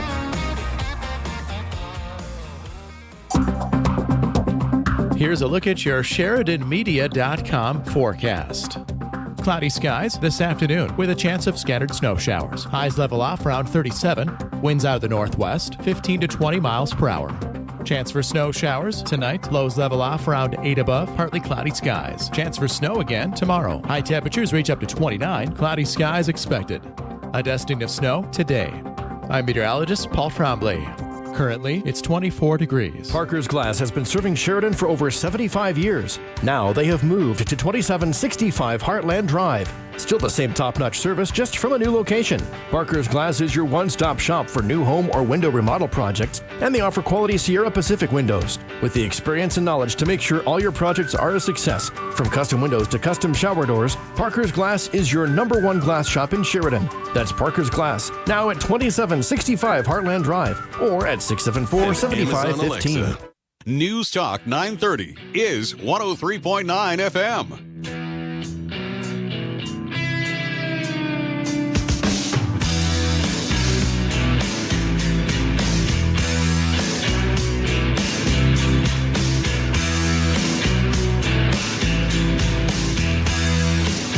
It is Fox Across America with Jimmy Fallon. And as you know, I will be appearing at the Federal Way Performing Arts Center this coming Friday, March the 3rd, right outside of Seattle. This next guest lives there. And he's so excited about my show that he's flying to Washington, D.C. to go to CPAC. Jason Rance is in studio. I wanted nothing to do with you. I wanted to be as far away as humanly possible because I feel like I'm going to get dragged into doing something. And I don't want to do anything. No offense to you. I just don't like doing things for anyone. I'm a selfish person. You don't want to be the guy that gets called onto the stage or something weird. I wouldn't do that to you. That's just the worst. Well, no. Can you hang out backstage and greet people? I don't want to do that. Oh, Rance. Leave me alone. Never. I wouldn't do that. You wouldn't want my crowd. Just the contact high alone. That'd be a lot for you. Not that you can't get one of those walking around Seattle. I literally was about to say that for here in New York. Well, I wanted to ask you that. Okay, you're in New York. Everywhere. Yes, I was just going to say that. On any level, is there this competitive aspect to you when it comes to your urban decline versus ours? From a competitive standpoint, we usually look at Portland. Okay. Because of what happened in downtown Portland is way worse than what's happened in downtown Seattle, which is saying something. Yeah. I like that you call it a competition because this is one I don't want to win. But it kind of feels like we've got our issues that you don't have. You have issues that we don't have. Mm-hmm. So, it's probably even. But in the context of things, I mean, New York is so much bigger. Yeah. There's so many more people. Mm-hmm. And so you're going to see or feel a lot differently than you would in Seattle. Well, in the race to the bottom, you're telling me we're neck tattoo and neck tattoo. Pretty much. I mean, face tattoo, I would probably go right. But you guys don't have the same level of fentanyl abusers that look like zombies. At least, are you out zombieing me? Right? I will not be out zombied. I will not be out zombied on this show. You go down to downtown Seattle, you will see way more zombies than you would here in New York. Really? Just in a cluster. You see, what happened for us is like weed has kind of become like this weird stabilizing force where no one works, no one does anything. The town is filthy. Mm-hmm. It literally smells like weed everywhere. It really does. I'm not making that up. I mean, you could get a contact eye just walking into the studio. It's so hard to articulate to people who haven't been here that you couldn't outrun the weed smell at any place on Manhattan Island. Can't do it. The funny thing is, I don't see people smoking weed all that often. I smell the evidence. Clearly they were smoking, but I don't actually see them. It's crazy. Jason Rance is in studio. You listen to his show every day on KTTH out in Seattle. Hey, girl. And we're talking about urban decay. We're talking about crime because today could be a big win for the people of Chicago if Lori Lightfoot somehow doesn't make it through. Do you have a gut instinct on that? If there weren't so many people running, it would be a different thing. We'll know tonight if she'll win the next time around. Yeah. Because it really truly is going to depend on how well she does. And I have to imagine if she's not number one, she'll be number two. Yeah. Just because she's got name recognition, which is a positive and a negative. Yeah. But there are people who just instinctively vote for the Democrat. Yep. And they'll vote for the person that they know. And this would be a historic failure to have just a one-term mayor. Yeah. So I'm just curious to see how close it's going to be and where the distribution of votes go. Yeah, with any luck, she would lose, but I'm with you. I think in a crowded field, you can win with 12%. Yeah, you're not going to get, no one's going to get to 50% today. So there'll be a runoff. Exactly. She could get herself over to a runoff. Have you ever seen a time in the amount of time you spend covering news locally and nationally where people were so hyper-partisan that defeating the other team really did become more important than any of the issues affecting them? I don't remember a time that it was this bad. Yeah. There were certainly instances in sort of pockets in regions where that was always kind of an issue. But I don't recall it being this nationwide in a long time, including, I mean, consider this. We're talking about, in a lot of cases, races in which you don't have to even declare a party. Yeah. It's not listed as a party affiliation on the ballot, and yet still people view things as left versus right. And if you're in a deeply blue state or county or city, or a deeply red state, county or city, people are now doing that. So weird. It is odd. Do you know when I thought it was off? Like traveling the country doing stand-up, I was watching campaign commercials in my hotel for local office. And a guy would be like running for, comptroller in like some weird county. And he'd be like, I'll stand up to Donald Trump. And I'm like, he's not in the race. He has nothing to do with you. Well, that's smart because I don't think anyone knows what a comptroller actually does. Myself included. Yeah, I have no idea. Is it comp? Is it controller? Or is there a difference? It's comp. He controls the comps to the comedy show. Had you come? No, oh, there you go. I would have gotten an extra free drink ticket. We're talking to Jason Rance about all things America. The COVID lab leak was a hot topic with Nikki Haley, who was here a moment ago. I'm not familiar. So Nikki Haley wants us to know she listens to a lot of Ozzy Osbourne and Post Malone. So I asked her if she's responsible for the origins of the pandemic, being a bat eater like Ozzy. Yeah. She declined. She would, well, actually, to be fair, she would not confirm nor deny those allegations. Well, that's suspicious. That's exactly what someone who ate the bat would do. Yeah, I mean, if you were that person, you wouldn't want to be blamed. She's running for president. She doesn't want to be blamed for spreading COVID. You got to get out of the gate clean. You don't want this on your hands. Was she near a pangolin? When you look out at 2024, first of all, it's very early. There's an Emerson poll out today that has Trump beating DeSantis, that has Trump beating Biden in a head-to-head, but Biden beating DeSantis and Haley. I don't actually believe that's true. Meaning, I think Joe Biden, contrasted with any Republican 40 years younger than him, has a big problem. There's not, let's be honest, there's not going to be a single poll out judging the race that will come anywhere close to being accurate because so much can happen between now and then. I'm with you, though. I can't imagine that Biden is defeating anyone at this point except possibly Donald Trump. Yeah, I don't have Biden defeating a flight of stairs right now. It's not pretty. But I can tell, there's a concern there because they are really going in on DeSantis with, the racism stuff. And it's so disingenuous, the way they've Trojan horsed the latest attack. The Don't Say Gay bill was, again, we all know it didn't say gay in the bill, but they just ran with it. This time around, they at least cleverly titled the bill African Studies and then made it about gender intersectionality. Yeah. But in your opinion, is he the guy they see as the guy? I think very clearly they do. That explains the relentless attacks over the course of the last couple years. We've clearly seen it ratchet it up just within the last few weeks. Yeah. He's running. Are we supposed to pretend otherwise? So they're going after him. They see him more of as a threat. What's going to be really curious, you're going to start to see some folks on the left give weird support to Trump or not attack him in the same way, hoping that he will become the nominee. That's what I think this Emerson poll's about. Yeah. They want him in the race because they've got so much more baggage to, Well, they have something to go against. Look, whether you're going up against Nikki Haley, Ron DeSantis, or insert the name of another Republican, you're going to have to be focused on your record as president. Yeah. With Donald Trump, you can focus exclusively on Donald Trump. Yep. It worked the last time around. I don't think it would work this time around. I think anyone who's being objective and compares their life under Trump to their life under Biden, they'll come out on Trump's side. But the threat is, do you want to go through 4 years of a Trump attitude? Because that was what truly pushed some Republicans away. They loved the policy. I love the policy. Yeah. They didn't love the tweets. Yeah. And that's what it's going to become about. Yeah. Well, the good news for him right now is no one reads Truth Social. Yeah. They're like, it's up 200%. I'm like, so 4 people. So he got it from 2 to 4. We're talking to Jason Rantz. You can listen to him every day on KTTH out in Seattle. We're talking about 2024 and everything in between.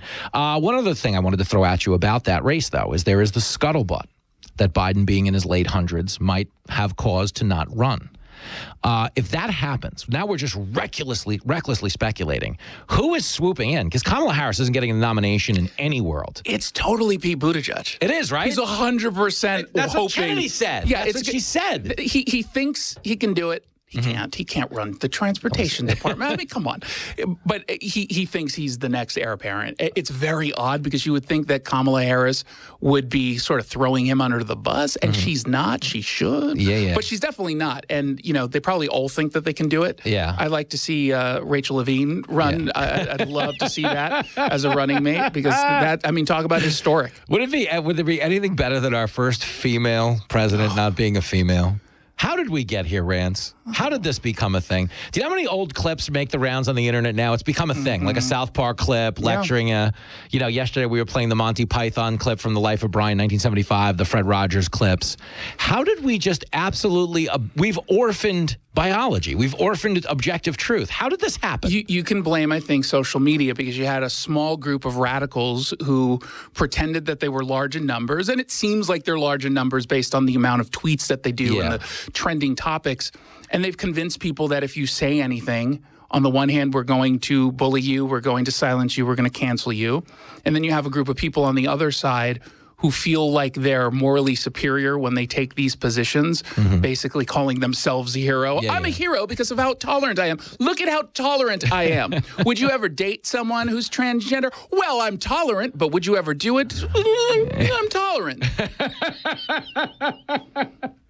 No one wants to see the Carfax. That's what you tell. It's true. It's totally true. People take it's the same like with Ukraine. You're putting the flag in your Twitter profile. You don't give a damn about nobody Ukraine. cares. No, it's a branding exercise. You couldn't name it. You can point it out on a map. You can't spell Zelensky. So let's just stop with this nonsense. You want people to take a position about you because you care about Ukraine. It's so true. Everybody wants the digital dopamine. They want some likes. Social they currency. Want some approval. We're talking to Jason Rantz. You can listen to him every day on KTTH out in Seattle. You see, I agree with that. And I think that's like the biggest challenge to right now is when they say like, oh, we're living in two different Americas. Like, I think we're living in 330 million different Americas, meaning each phone is its own little America now. Mm-hmm. And everybody's in pursuit of their own weird self-righteousness. And I only bring that up because to circle back to the COVID origins, Colbert last night, the tack they're taking, Hassan Minhaj did it in front of all 5 people watching The Daily Show. There were 7. Yeah. Let's be fair. It's like, what is the Department of Energy doing weighing in on this? But that's what we're down to now. And they don't sense the irony. Yeah. Dude, you are a comedian who, first of all, sold your soul to do PSAs and love songs to Anthony Fauci. I mean, and the vaccine. Like, do you remember the vaccine with the dancing needles? It was awful. And you're telling God. me and everyone else, stay in your lane. First of all, do a simple Google search and you'll realize why the Energy Department is involved in all of this. Well, it's low confidence. Hey, dummies. They like to point to the 5 agencies that suggest that it was human, whatever it was. That was also low confidence. Yeah. There's a second one from I believe it was the FBI that has moderate confidence in that this was a lab leak. So I'm counting the moderate more than the 5 low confidence. Yeah, I'm going to go out on a limb. And I think, the bigger issue here for the administration is, because there's never going to be a formal declaration that China did this. Of course not. They don't want to mess with China. But that's making China so much worse. Mm-hmm. When it comes to their aggression on the world stage. Do you think we've emboldened them or no?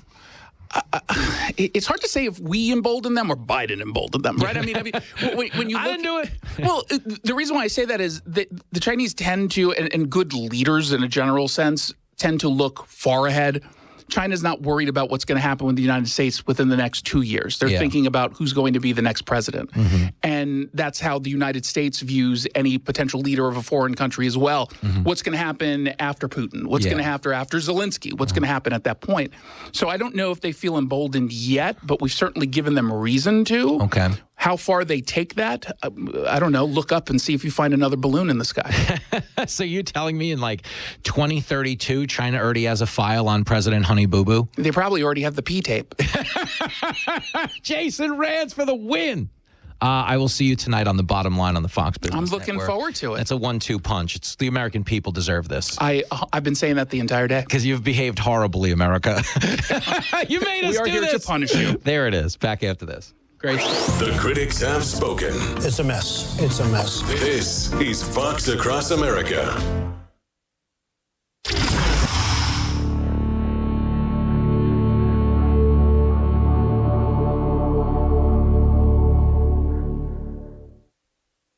Paid for by Christian Care Ministry. Let's be real. Retirement is expensive, and inflation is making it even harder with the cost of everything going up from pet food to a dozen eggs. Wouldn't it be great if the cost of your health care could go down? Well, MediShare 65 Plus is $99 a month for ages 65 to 74. And for many with Medicare Parts A and B, looking at other options, that's 50% or more saved per month. No gimmicks. It's $99 a month, and you can use any Medicare-approved doctor or facility, and you get 24/7 access to telehealth from the convenience of your home. Better yet, MediShare is a Christian nonprofit organization. It's a community that'll pray for you and encourage you. And since we've cut out the middleman, you get to keep the savings. Call now. You can learn more about MediShare 65 Plus. Here's the number. 844-SHARE-65. That's 844-SHARE-65. 844-SHARE-65. Finding great candidates to hire can be like, well, trying to find a needle in a haystack. Sure, you can post your job to some job board, but then all you can do is hope the right person comes along, which is why you should try ZipRecruiter for free at ZipRecruiter.com/free. ZipRecruiter doesn't depend on candidates finding you. Its powerful technology identifies people with the right experience and actively invites them to apply to your job. You get qualified candidates fast. So while other companies might deliver a lot of hay, ZipRecruiter finds you what you're looking for. The needle in the haystack. 4 out of 5 employers who post a job on ZipRecruiter get a quality candidate through the site within the first day. ZipRecruiter, the smartest way to hire. And right now, you can try ZipRecruiter for free. That's right, free. Just go to this exclusive web address, ZipRecruiter.com/free. That's ZipRecruiter.com/free. ZipRecruiter.com/free. Prime Rate Motor, they recently had a customer stop in that had inherited a vehicle and wanted to use it as a trade-in on a first car for their daughter, who actually drove the old Blazer into the dealership. Prime Rate's team went right to work showing the soon-to-be college student what her parents had in mind, but she had her eye on the baby blue crossover. In the end, she drove out in the baby blue crossover, which gets great gas mileage and is a safe car for back and forth to Laramie. Problem solved here at Prime Rate Motors and Super Trailer Store, 2305 Coffeen Avenue in Sheridan. The following message is presented by Century 21 BHJ, 101 South Main. Hi, I'm Rachel from Sheridan College Dental Hygiene Program. February is Children's Dental Health Month. Did you know dental sealants prevent 80% of cavities over 2 years according to the CDC? So say no way to tooth decay. Come get sealants before May. Call Sheridan College Dental Hygiene Clinic at 307-675-0400 to schedule an appointment at a reduced price. Quick, name the first real estate company that comes to your mind. How about a bank? Car dealership. Do you think your company came to mind first? A customer might not need your product or service today, tomorrow, or even next week, but when they do, you want them to know who you are and what you have to offer before your competitor. Hi, this is Bob Grammons with Sheridan Media. Sheridan Media can help you create top-of-mind awareness through a variety of marketing strategies that includes coverage on up to 9 radio stations, print ads in the country boundary that reach nearly 18,000 households in Sheridan and Johnson County via direct mail, or online with a variety of our digital products that include SheridanMedia.com, SheridanWyoming.com, email campaigns, geo-targeting, and more. We are your top-of-mind marketing company. Let us go to work for you. Call Sheridan Media today or email sales@SheridanMedia.com. Sheridan Media is an employee-owned company. The Sean Hannity Show, weekdays at 1 from the Wyoming Corporate Office Studio on News Talk 930 and 103.9 FM.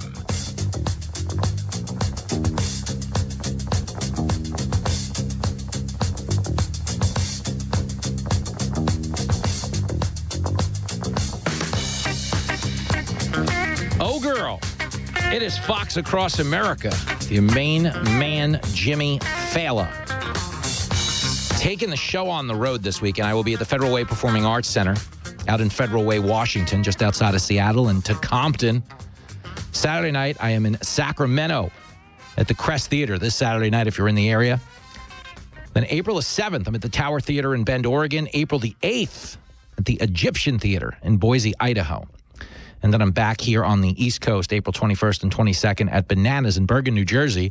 And when all of that's over, I go on the road with Kennedy, the Laughs and Liberty Tour. Tickets going on sale for a lot of these dates this coming Friday, including our June 10th date in Mesa, Arizona. We're going to be there Saturday night, June the 10th, out in Mesa. And those tickets go on sale this coming Friday. That's going to be a banger, by the way. I'm pumped up for that. I'm pumped up to hit the road and come meet more of our listeners and more of our Fox viewers and everything in between. The Mesa Arts Center is the specific gig, and it is Mesa, Arizona, Saturday night, June the 10th, 2023. So if you're in the Arizona area, my man Dax, who always gives me a hard time on Twitter, get your act together. Come hang out with me in the K-Train. Right now, you're hanging out with me on the radio, though. That's what you're doing. And there's no ticket link needed. There's no nothing. You just have to sit here and listen to my insane ramblings because it's funny, man. I cover news every day, whether it's the TV, whether it's the radio, whether they're having you on as an analyst, whether I'm doing a comedy show, whatever the hell I'm doing, okay? I have a lot of different brains. And what happens is, depending on the news cycle, okay, if it's like really serious, like there's a war going on, then you're in like a very analytical place because you want to have some reverence and respect for the chaos. Okay, but let's say it's, just a scandal. Will Smith hit Chris Rock at the Oscars. Now you're going into like your silly pseudo-analytical mindset. Then it's like the political season and everything in between. Talking about issues. Okay, right now it's very rare that all three of your brains that you need to survive in this industry are so as far out of whack as they are. Like, there's never been a better time to be a comedian because everybody in Washington, I mean, everybody, this entire administration is a bunch of clowns who have no idea what they're doing. I'm Kamala Harris, and I approve this message. So in theory, you're like, wow, perfect. What a great time for comedy. Wrong. The problem there is comedy has no shelf life because every day Biden does something stupid, you're like, I'm going to write a week worth of jokes about this. But within an hour, he does something even stupider. We have a president that is clearly not all there. And what's ultimately happening is, even though it's such a ripe time for comedy, it's forcing your analytical brain into overdrive because the peril, yeah, it's sad. I don't like saying this, but there's a real decline in our quality of life under this administration that's making things a lot more primal. So you find yourself in like that analytical, reverential tone from time to time in terms of your analysis. And then when it just comes to flat out issues, like the issues brain, what do the American people think of this? What should we be prioritizing? It's really weird, but I've never seen a time in our politics where the folks in D.C. were as indifferent to your wants and needs as they are right now. Okay, we're at a time where 70% of Americans are living paycheck to paycheck. The border's overwhelmed. Okay, we're in a bad spot when it comes to the economy, when it comes to our energy independence, certainly, at the precipice of something terrible happening in Ukraine. But right now, the Supreme Court is getting ready to rule on student loan forgiveness, which would do what? It would take one person's student loan debts who took out those loans and pass the burden of paying them onto taxpayers who didn't take out the loans. That's not right. Dude, it's insane. Okay, you're getting the bill for a loan you didn't even take out, number one. Number two, okay, it's doing nothing to control the high cost of college, which is what's putting people into this place to begin with. So when you call it student loan forgiveness, the loans aren't forgiven. The colleges still want their money. They're just handing the bill to somebody else. And a lot of people on the left believe in that, so let them foot the bill. Pay up, suckers. Paid for by Christian Care Ministry. Let's see, if something costs less, but people are happier with it, that sounds like something to look into, and that's MediShare. Maybe you've heard switching to MediShare to pay for healthcare can save the typical family $500 a month.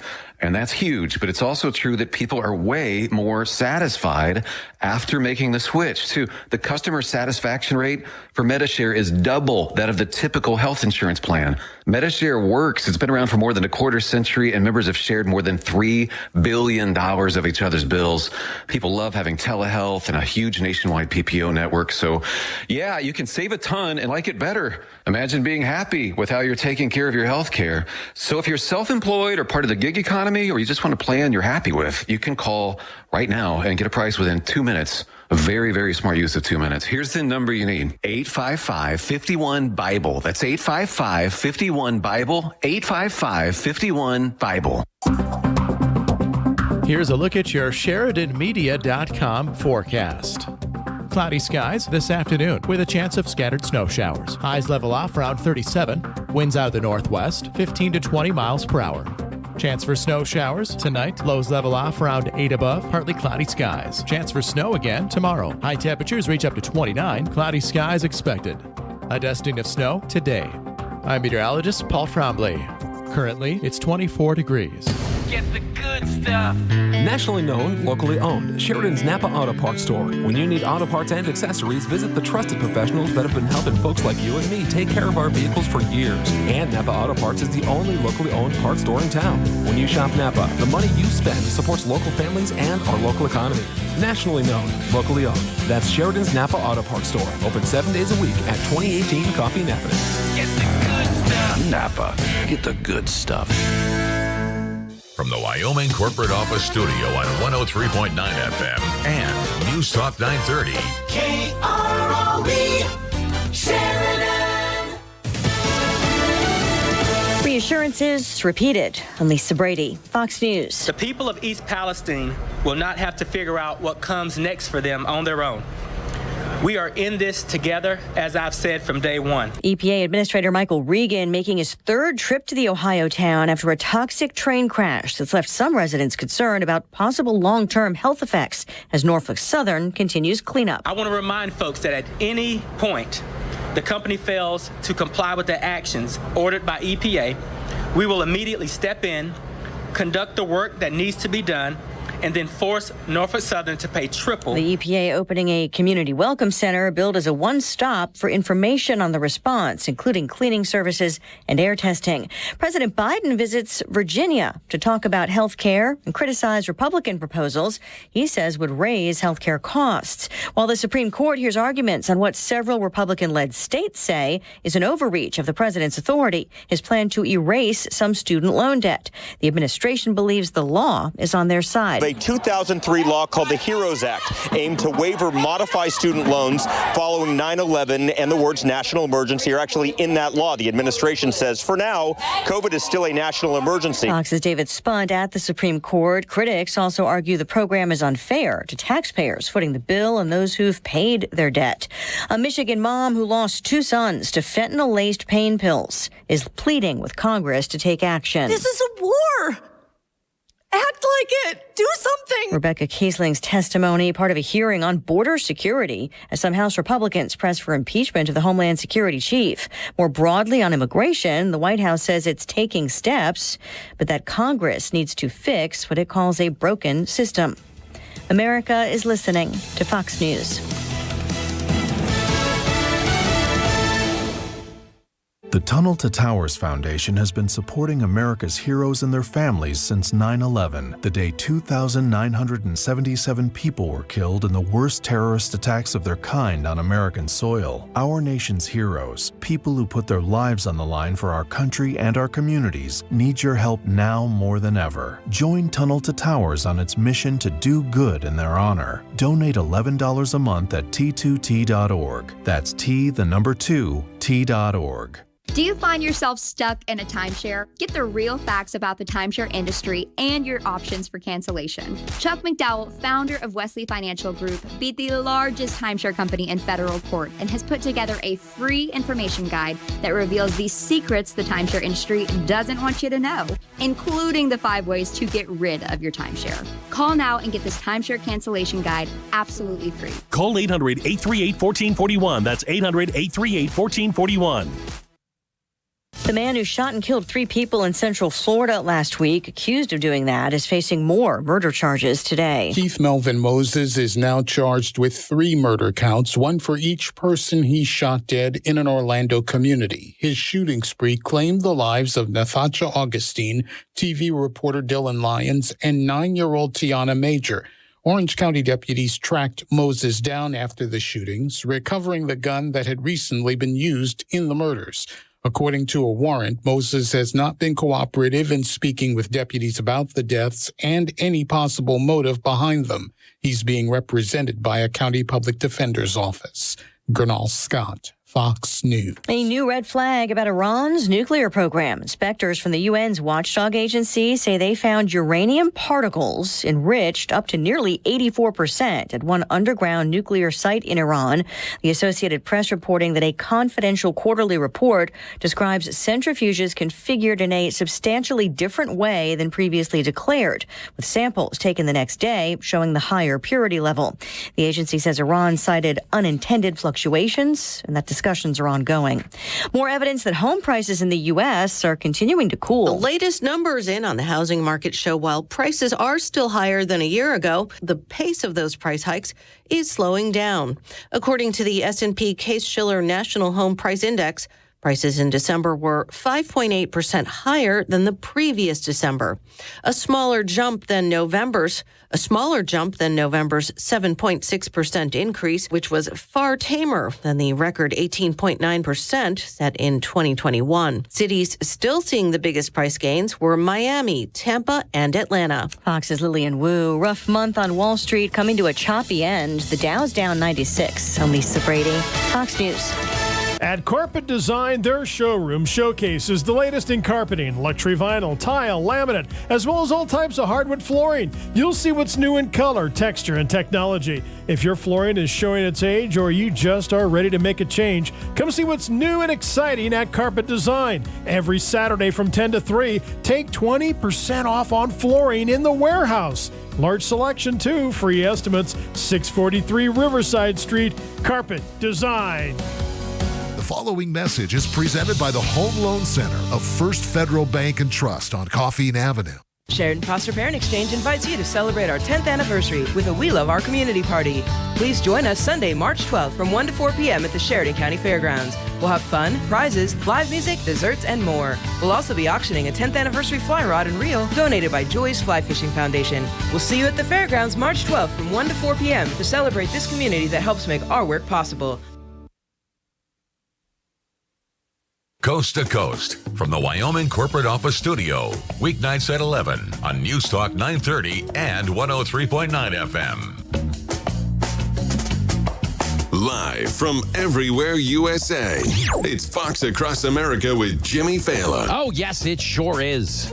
We are coming to you live from the greatest country in the world, broadcasting as we always do from the tippy top of the world-famous Fox News headquarters in New York City. It's a big hour of Fox Across America where Brian Brenberg, he is, of course, the host of the Big Money Show on the Fox Business Network. He is going to stop by to discuss some claims from Karine Jean-Pierre that the current state of our economy is somehow Donald Trump's fault. That is a fact check false. It's really getting embarrassing in this hour, this late hour of the administration. We are 2 years past the day that Joe Biden was sworn in as president. I don't remember that ever happening. But it did. He is president. And 2 years into this administration, they're still trying to blame Trump for the things that are going wrong under their watch. And if you don't believe me, ask Pete Buttigieg. Pete Buttigieg is pathetic. Okay, your transportation secretary was fact-checked over the weekend by the Washington Post, of all people, who cited an NTSB, National Transportation and Safety Board report that said none of the deregulating done by Donald Trump, none of it would have prevented the tragedy that unfolded in East Palestine, Ohio. Meaning when Pete Buttigieg got out there and was like, well, I want to talk to Trump and blah, blah, blah. You were lying your ass off. They were just trying to deflect. And even after the NTSB issued their report, Chuck Schumer got on the Senate floor yesterday and blamed Donald Trump. Chuck Schumer is a clown. Is he ever? So listen to this. This is crazy talk. Okay.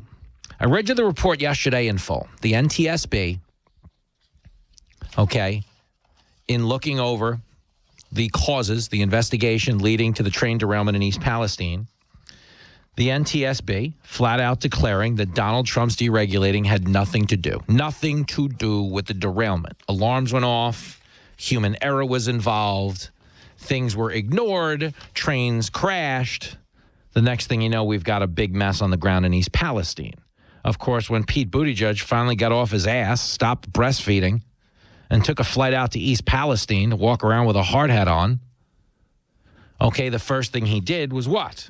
Well, I'd like it if Donald Trump could say something about all the deregulation. Here he is. It's clip 24. Well, one thing he could do is express support for reversing the deregulation that happened on his watch. I heard him say he had nothing to do with it, even though it was in his administration. So if he had nothing to do with it and they did it in his administration against his will, maybe he could come out and say that he supports us moving in a different direction. We're not afraid to own our policies when it comes to raising the bar on regulation. You ought to be ashamed of yourself. Think about that. Okay, Pete Buttigieg is out there blaming Trump. Why? Because he's concerned with the politics of this situation. So a lot of people on the left ran with this narrative. Well, you know why it happened? Because Trump deregulated the trains. It was made up by these sick people. But do you understand? Like, we're living in such a... I always say we're living in the death of shame. Here's Chuck Schumer, a day after the report. So to Pete Buttigieg's credit, he's blaming Trump before the report came out. So he's running for that for as long as he can before the party ultimately ends, because the report comes out and throws cold water on any claim that Trump had something to do with this. But Chuck Schumer, who is a D.C. lifer, okay, he's been in the Senate since Julius Caesar was stabbed, the Senate. But stick with me. Chuck Schumer, with no regard for the NTSB report. You know, the guy who tells you we're undermining faith in institutions by questioning anything they do in Washington, is the first guy to run out there and disregard the report in its entirety, saying this is a Trump thing. It's clip 20. One instant, the Trump administration revealed requirements for an electronic braking system because, according to them, the safety benefits were simply not worth the costs. Let me say, in 2018, the Trump administration repealed because they think worth cost.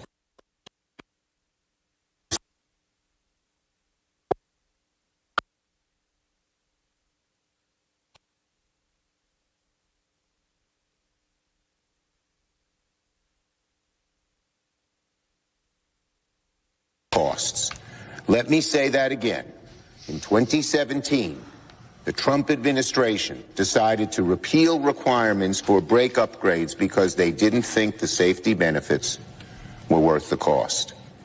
I think the people of East Palestine now know that analysis was wrong, and that they're suffering the consequences of rail companies putting profits over people. This guy will say anything. I mean, anything. That's Chuck Schumer. Okay, flat out saying Trump's deregulation, you know, he caused the problem. This is why it went on. But you understand he's doing it after the Washington Post has already flat out said, with help from the NTSB, that Trump had nothing to do with this. In effect, Chuck Schumer is basically looking into the microphone and saying, hey, everybody, I'm a clown. Over here. Come on, we're having a clown party. That's Chuck Schumer. Like, we're living in the death of shame. It's embarrassing. And that people will get out there with no shame, no concern, no regard. You know, Whitney Houston once sang, no matter what they take from me, they can't take away my dignity. They can if you're in office as a Democrat. No dignity.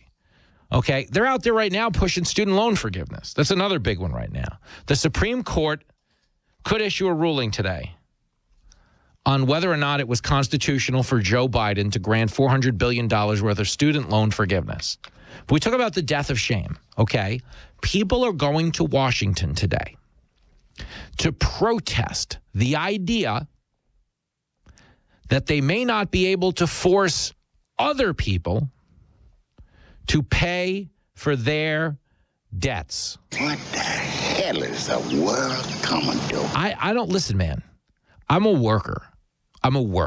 Okay, I was driving a taxi 84 hours a week. I was doing stand-up at night. That's what I was doing before some of you began to hear of me on the TV and the radio. I was working. I'm just nonstop working. I mean, even now, I never stop working. I'm always on TV. I'm always on the radio. I take my family on the road to go to stand-up gigs, so I make sure I get to spend time with them because they're the most important thing in the world. Okay, so we go places together. But the point is, I'm a worker. And I'm a worker because it comes with the pride of I myself took out. It's people with a dirty mind that think like that. Let me oversimplify this. Student loan forgiveness, okay, doesn't forgive the debt. The college doesn't say, we forgive you. We don't want the money. Okay, the college says you're going to pay us, and you're going to pay us now with interest. That's what's going to go on. Money, money, money, money, money, money, money. The debt is not forgiven. The college wants its money. Okay, they're just getting it not from the person who took out the loan, but from the taxpayer who didn't. Do you understand why student loan forgiveness? How many people have auto debt right now? Okay, now if you said, hey, well, Honda Accord forgiveness. You're driving a Honda Accord, we're going to forgive the Honda Accord. We're all going to chip in and pay your Honda Accord loan. Sounds right. But people would say, well, no, you can't. What do you mean? I'm not paying for that guy's Honda Accord. I never even got to drive it. Of course you didn't. You know what else you didn't do? You didn't go to college for any of these classes you're now paying for on somebody else's behalf. Bingo, man, bingo. Think of it as a bill from Applebee's. I was talking to Nikki Haley about this earlier today. Imagine getting a bill in the mail from Applebee's for a meal you didn't eat. Didn't eat it. You weren't there. You didn't have it. You didn't order any of it. Okay, yet they're going to tell you with a straight face, you have to chip in for the other guy's meal. That's not right. I mean, seriously, at least if you're going to do that, throw me some half-price apps in there. I mean, they should be free if I'm paying for the meal. Throw some food in the envelope. It is a scam. But it's a scam designed to erode people's self-reliance and make them more dependent on the federal government. Government is not the solution to our problem. Government is the problem. I'm just telling you, there's nothing on earth more empowering or cooler than looking around at your life and knowing you've provided for yourself on some basic level through your own hard work and perseverance. There's just nothing cooler. And I'm not saying that to you as a radio guy who's on TV a few times tonight. I'm saying that to you as a guy who's had this realization every day of his adult life. When I brought that taxi back to the garage every day, supposed to get the car back at 5. Got to get it there 5 sharp. Did I get it back at 5 sharp all the time, every day when I was out driving my cab? Not even close. Sometimes it was 5:19. Sometimes it was 6:30. Sometimes it was not at all.